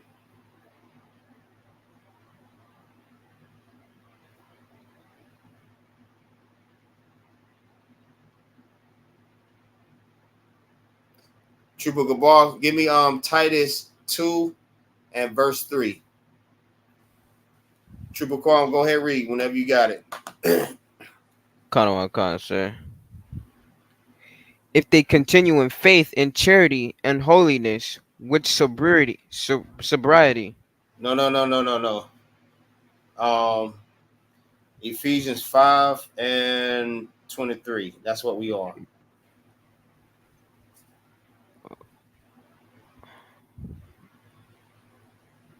Con, sir. This is the book of Ephesians, chapter 5 and verse 23. Go back to 22. Verse 22. Wives, submit yourselves unto your own husbands, as unto the Lord.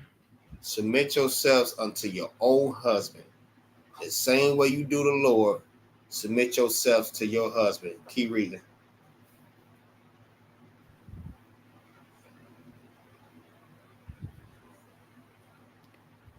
For the husband is the head of the wife. Again, and this verbatim. It's saying it again. The husband is the head of the wife. Keep reading.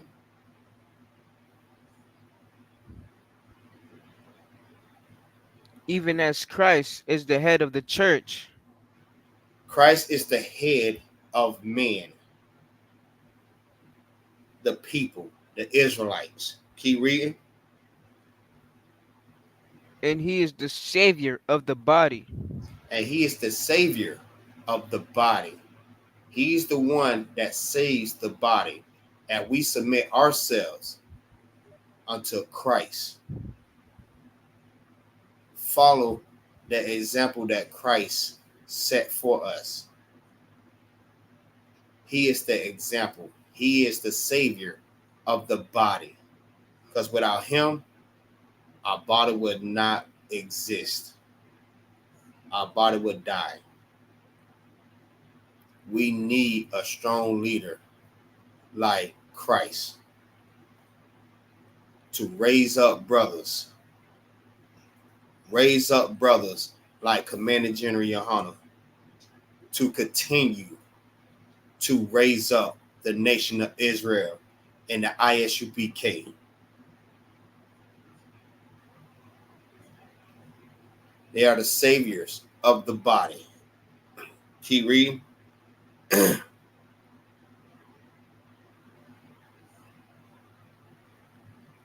Therefore, as the church is subjected unto Christ, so let the wives be to their own husbands in everything. In everything.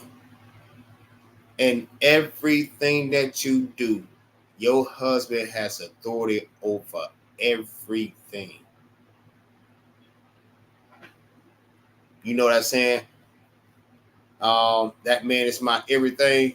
Yes, your husband is your everything. Everything that you do, everything, not one thing missing. But understand, this what makes the relationship strong, the marriage strong, the family structure strong, and those kids being raised up the proper way. This what makes the body strong, when we all submit ourselves to someone that's over us inside this body. You come into ISUPK, and this is where you learn it at. Don't shy away from this truth. It's for you. We're not just doing this just to make ourselves look good.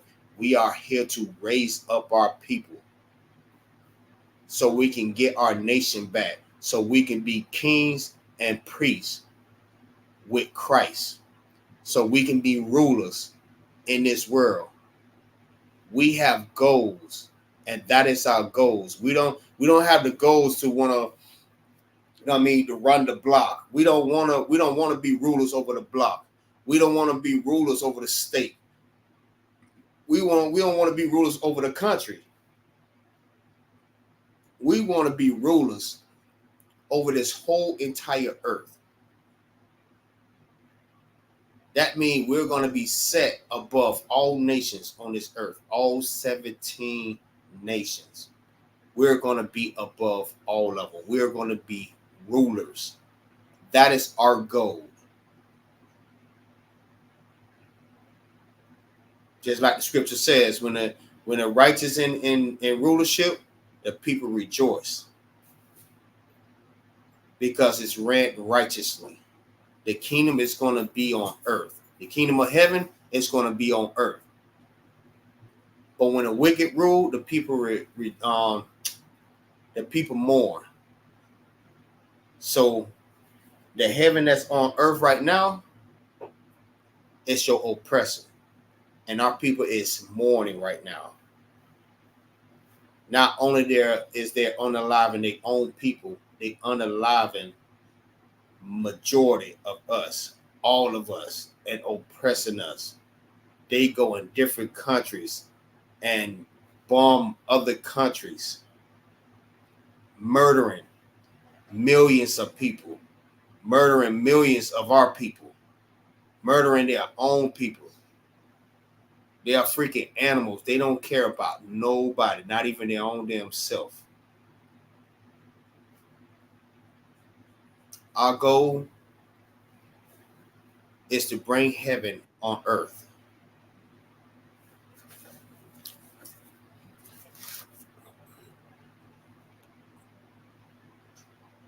Okay, Triple Gabar, grab me Titus 2 and verse 3.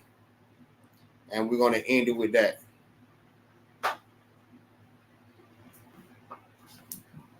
I don't want Titus 2 verse 3. The aged woman likewise, that they be in behavior as becometh holiness, not false accusers, not given to much wine. All right, start back from number 3. Start back from the beginning. We're going to break it down one by one. Go ahead. Okay, chapter 2, verse 3. The aged woman likewise, Meaning that what? Stop right there. Meaning what? The aged woman likewise. Meaning you too. Aged women. What is the aged woman? She's the seasoned woman. That don't mean aged women don't really necessarily mean an old lady. Feel what I'm saying? The aged woman is someone that is older, that's seasoned, that have children. Right? Keep reading. Okay, that they be in behavior as becometh holiness. Right. That they behavior and be slack it. That they be in behavior as cometh holiness. You know what I mean? The way that you carry yourself, like I kept bringing out, the way that you carry yourself, the way that you move, your behavior has to become holy. What holy means? It means to be separate, separate away from the way that we are in this world. Understand what I'm saying? You cannot be like these women, these so-called leaders, these celebrities that's dressing provocatively and smoking and drinking and know what I mean, having sex with all these different men for money, chasing the money and all. Like, listen, likewise, the age woman. So it's about to break it down on how you should conduct yourself with younger women and tell you the proper way of how you raise your daughter, right? This is how you want to carry yourself because your younger daughter is watching you. Your behavior is being watched. Keep reading.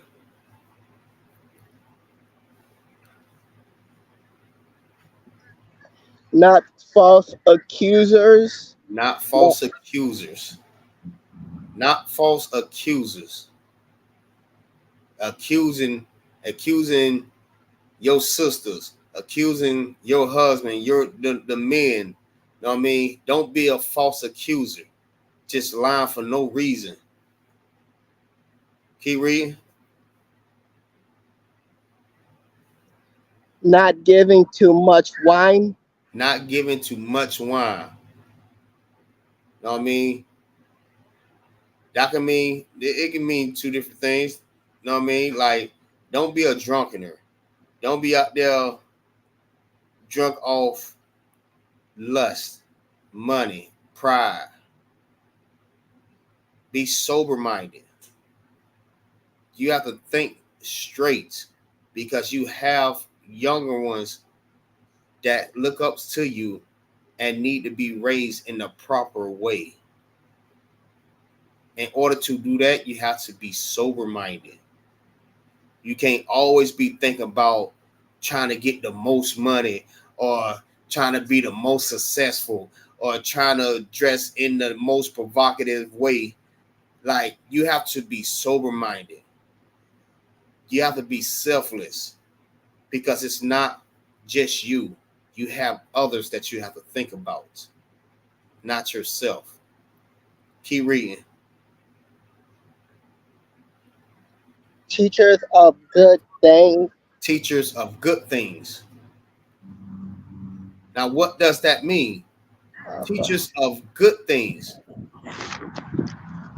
You can't be going to teach your daughters, you know what I mean, how to scam a man out of his money.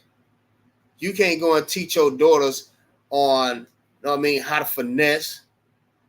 If you dress this way, you can get more attention. You can get high value men and dressing in a certain way. High value men will pay all kind of money to see you like this here. This is how you get a man. You have to be teachers of good things. Like teaching your daughter, listen, you have to be submissive to your husband. Your husband is the only one that you need to be with and that you are going to be with for the rest of your life. So once you marry that man, that's your husband for life. He is the head of you. Dress in a proper way. Dress in a modest apparel. You know what I mean? Let your works be your beauty. This is what you're supposed to be teaching your daughter. Not to be in the club, shaking up behind, getting drunk, smoking weed, celebrating holidays and birthdays and crap like that. Like, this is not the way that you raise up a young girl, a young woman. You raise her up the proper way. You know what I mean? That's why one thing about me, I stayed in my daughter's life and my son, and I raised them up the proper way. In the beginning, I didn't have a real good life, but when I joined this truth, I raised them in the right way. Because one thing about it, if anything happened to me, I trust in this school, in this truth, that my kids is going to be raised properly. Because in this truth, I have so much trust and confidence that I have no worries that my kids would be, you know what I mean, taught in the wrong way. We have sisters in this school that would teach my daughters how to live in a proper way, how to live, how to conduct herself, how to carry herself. We have righteous sisters in this school. We have righteous brothers that'll look over my son if anything happened to me. Teach my son how to be a soldier under the leadership of Commander General Hunter. We have strong brotherhood and sisterhood in this school. Understand that and know that. Keep reading.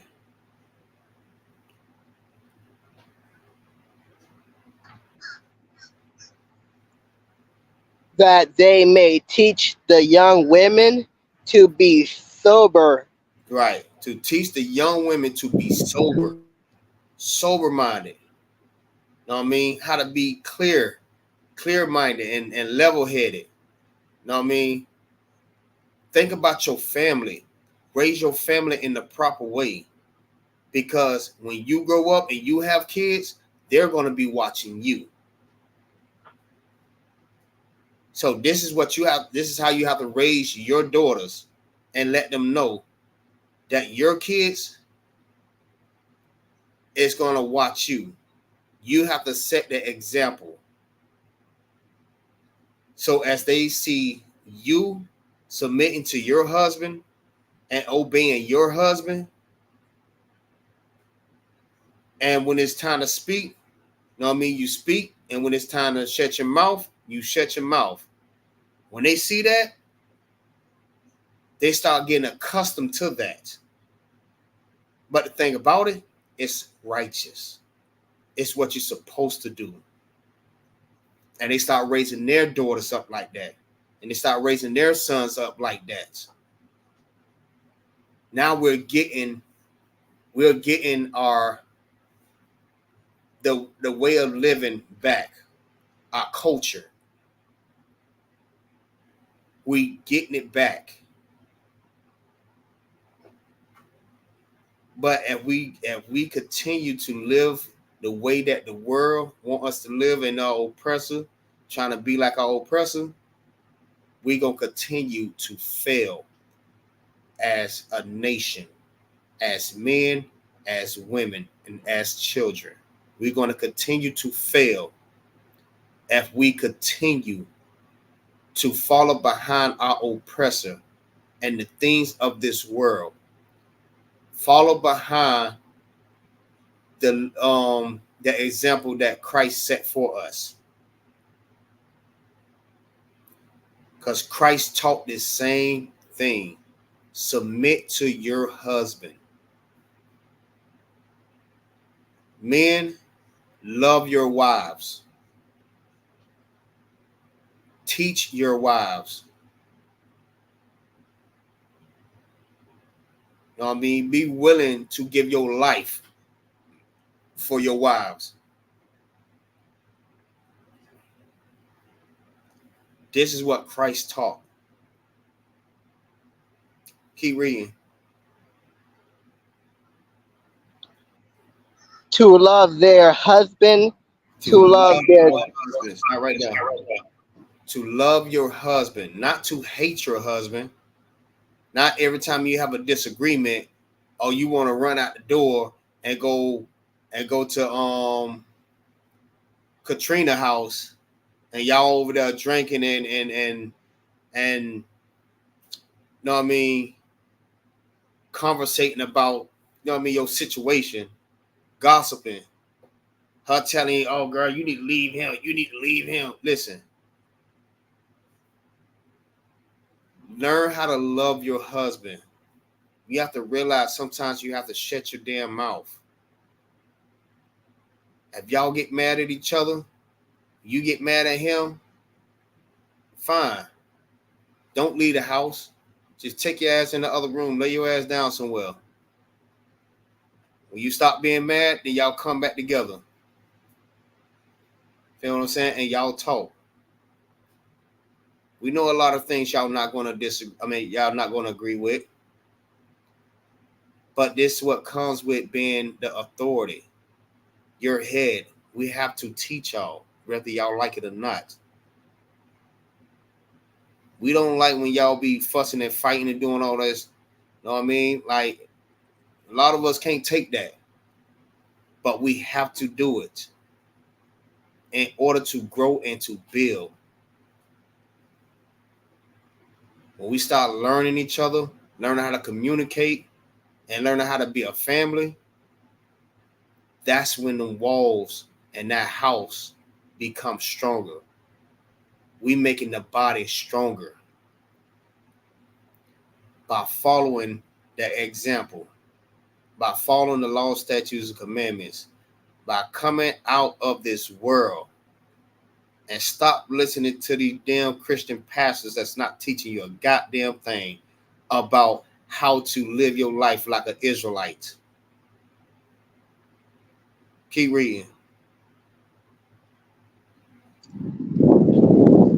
to love their children. To love your children. Loving your children is teaching them the right way. Loving your children is correcting them, raising them up. What is on Deuteronomy 6 and 7? Raise up a child in the way they should go. You know what I mean? Raise up your child. The same way you're being taught is the same way you raise up your child. The same exact way.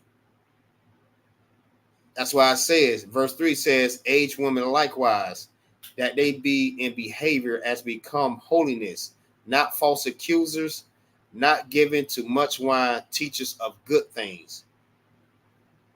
You have to teach your children good things, righteous things, the way that you're supposed to. The Christian church is not teaching you a goddamn thing. Whether you want to hear it or not, you're going to always fail. You probably feel like you succeeding right now, like you have no problem. But listen, as a nation, we are failing. We have to come back to the Most High and learn how to do everything the proper way. He gave us instructions, and that's this Bible. That's how we need to get back and learn what we need to learn by following these instructions. This is our history book. Keep reading.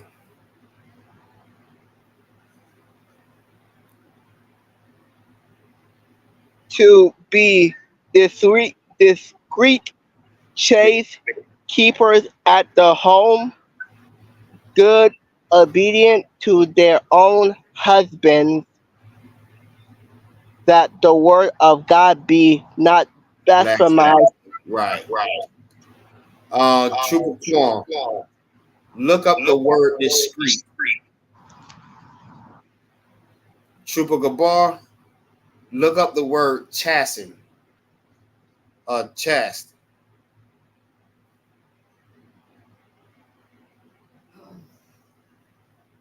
Yeah, it says to be discreet. And to like Chastity. the other one. Go ahead. Is it okay? I'm actually, I just left the house and I'm out with my girl. Is it okay? I leave early because I have something to do with her. Come on. I think, sir. All right. Shalom, Lord Christ.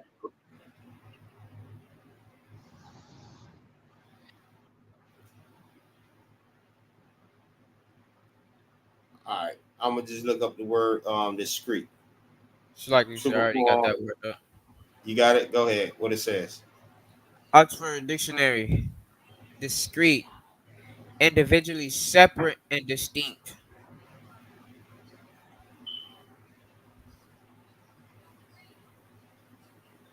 That's it on that? Kind of my kind, sir.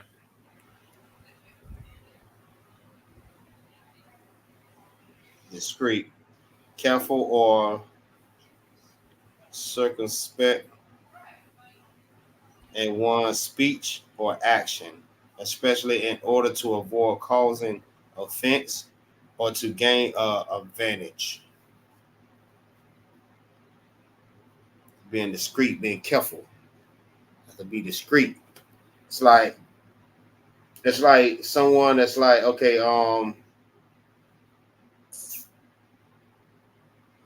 let me see. I'm gonna get a good example. Hey, Shalom, Lord of Christ, what's going on? Officer Connaught, what's good, priest? Discreet is like anytime I heard discreet, it's like you just have to like be low key. You gotta be low key. Like, you know what I mean? You don't want too many people to know about you or whatever. You know what I mean? You just can't be all out there. You gotta be discreet about things that you do. But not in this context. All right. Chasten.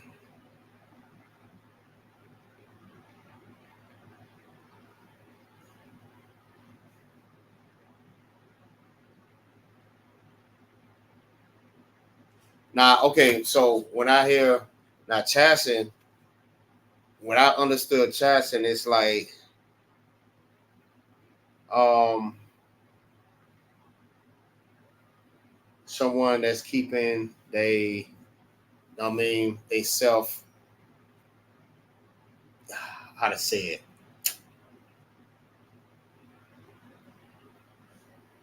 not being so quick to give themselves away.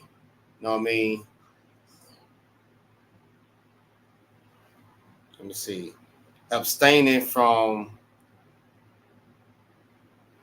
extra material or from all sexual intercourse. Right. It's like you're holding yourself back. You know what I mean? Not so quick to give your box out the Tom, Dick, and Harry. You know what I mean? Your body should be just for just that one man. It's not for everybody. That's why the scripture says, that's why the Bible says, you know what I mean? That's why it is said sex is marriage. Because once you have sex with that man, that's your husband for life. So you can't be out there giving all your stuff out to everybody, knowing that eventually you're gonna want to settle down and get married. You know what I mean? You want to lock into one person. Can't be out there trying to give it out to everybody. You have to be chastened. You gotta abstain yourself from giving out your box.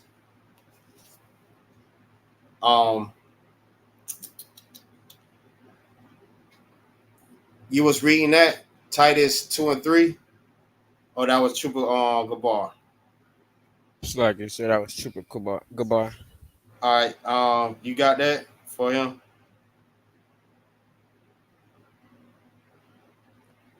Titus 2. No, sir, I gotta get it. All right. Titus 2, verse 5. Sir, I got it. Go ahead. This is the book of Titus, chapter 2 and verse 5. To be discreet, Mm-hmm. chaste, Mm-hmm. keepers at home. Keepers at home.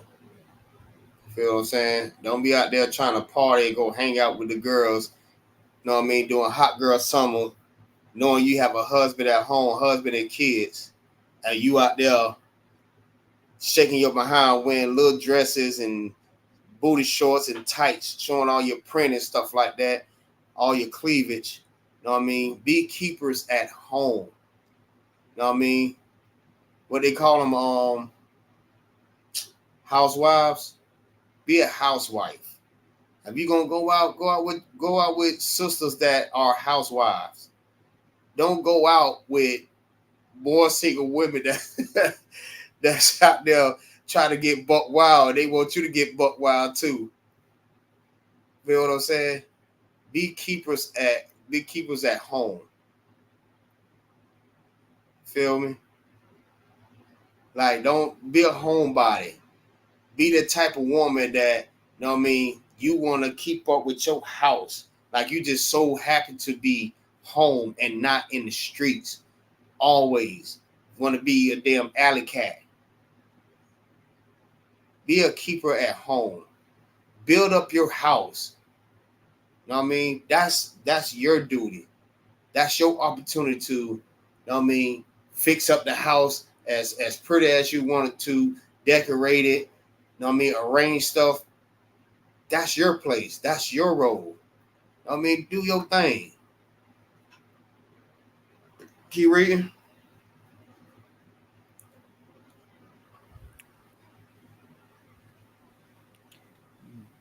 Good. Right? Obedient to their own husbands. Whoa. Hold on. Say that again. Obedient to their own husbands. Say that again. Obedient to their own husbands. Obedience. Oh, women. Oh, Lord, have mercy. Listen, we done started something. Women don't like to hear that. Be obedient. Meaning you have to listen to what your husband told you to do. Be obedient. Look, I was talking to a sister one day. It was like a while back. You know what I mean? And we were talking about being submissive. You know what I mean? Listening to her husband or whatever. And she was like, I'm not for the. She when she heard obedience, the first thing that came to her mind is, I'm not a dog. He's not fit to treat me like a dog. You telling me to be obedient? You tell a dog to be obedient. What the scripture says? Say it again.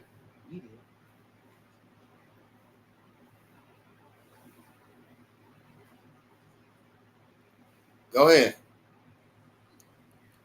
Obedient to their own husbands. Be obedient to your own husband. Fall up under your husband and listen. Do what he told you to do. If he's telling you the right thing, if he's not telling you to break the law, follow what that man told you to do. Even if it come down to him telling you to scratch my back. Listen to that man scratch his goddamn back. He telling you that wrong. If he wants you to scratch his head, goddamn it, go scratch his head. If he say for a whole hour, damn it, do it for a whole damn hour. Be obedient to your husband. If he tell you go in the house and take that crap off, go in there, take it off. If he say burn it, you go outside with a lighter and some lighter fluid and you burn them damn clothes. and you start wearing something proper. Do what your husband told you to do. If he's not telling you to break the laws, you follow and you listen to what your husband say. Be obedient. He's not telling you anything wrong. And if he say drop that damn pork chop sandwich, drop it. And if he said don't celebrate birthdays, don't celebrate birthdays. And if he say no more Christmas, damn it, you just gonna have to boo-hoo cry. He said it. No more. That's it. But it's for the kids. Nope, I don't want to hear it. No more Christmas. No more holidays. None of that. We're going to do everything the right way. And that's the way that the Lord wants us to do. Feel what I'm saying? Keep going.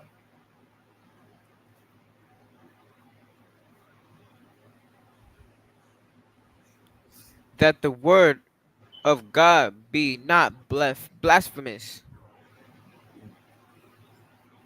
Blasphemy. Blasphemous. Blaspheme. Young men likewise exhort to be No, stop right there. sober-minded. Stop right there. Come on, sir. All right, I'm going to look up the word.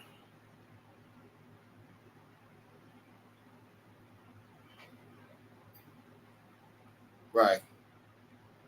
So, this is the way that you carry yourself. This is a real God-fearing woman, and this is how you be a God-fearing woman. Not like how you thought in the world to be a God-fearing woman because you go to church, because you got your dress on with your church hat, one of them big hats that flop all the way on the goddamn side. Know what I mean? You paying tithes. You know what I mean? Doing what the pastor told you to do. This is not being a God-fearing woman. But what we brought out today is how you be a God-fearing woman. And that's my lesson for today. And with that, we are the ISUPK. Started off at 1 West, 125th Street, Harlem, New York, under Commander General Yohana. I appreciate everybody joining the class. Trooper Quam, Trooper Gabar, everybody in the chat. I mean, the Autumn, the shop, the priest, Officer Canuck, Trooper Mashal, Princess. She just jumped in, no sweat. Hey, you in here though. I appreciate the support. Jess Art, Shalom sis. Princess Kawanaya. GDT. I think that's wrong. If I'm not mistaken. Yep. That's wrong. Young man Chance. Blaze Real. Yep, and with that, I say Yahweh Bashem, Yahweh Shah, Brakatah to all the brothers. Yahweh Shema and Nathan Bashem, Yahweh Shah to all the sisters. Shalom.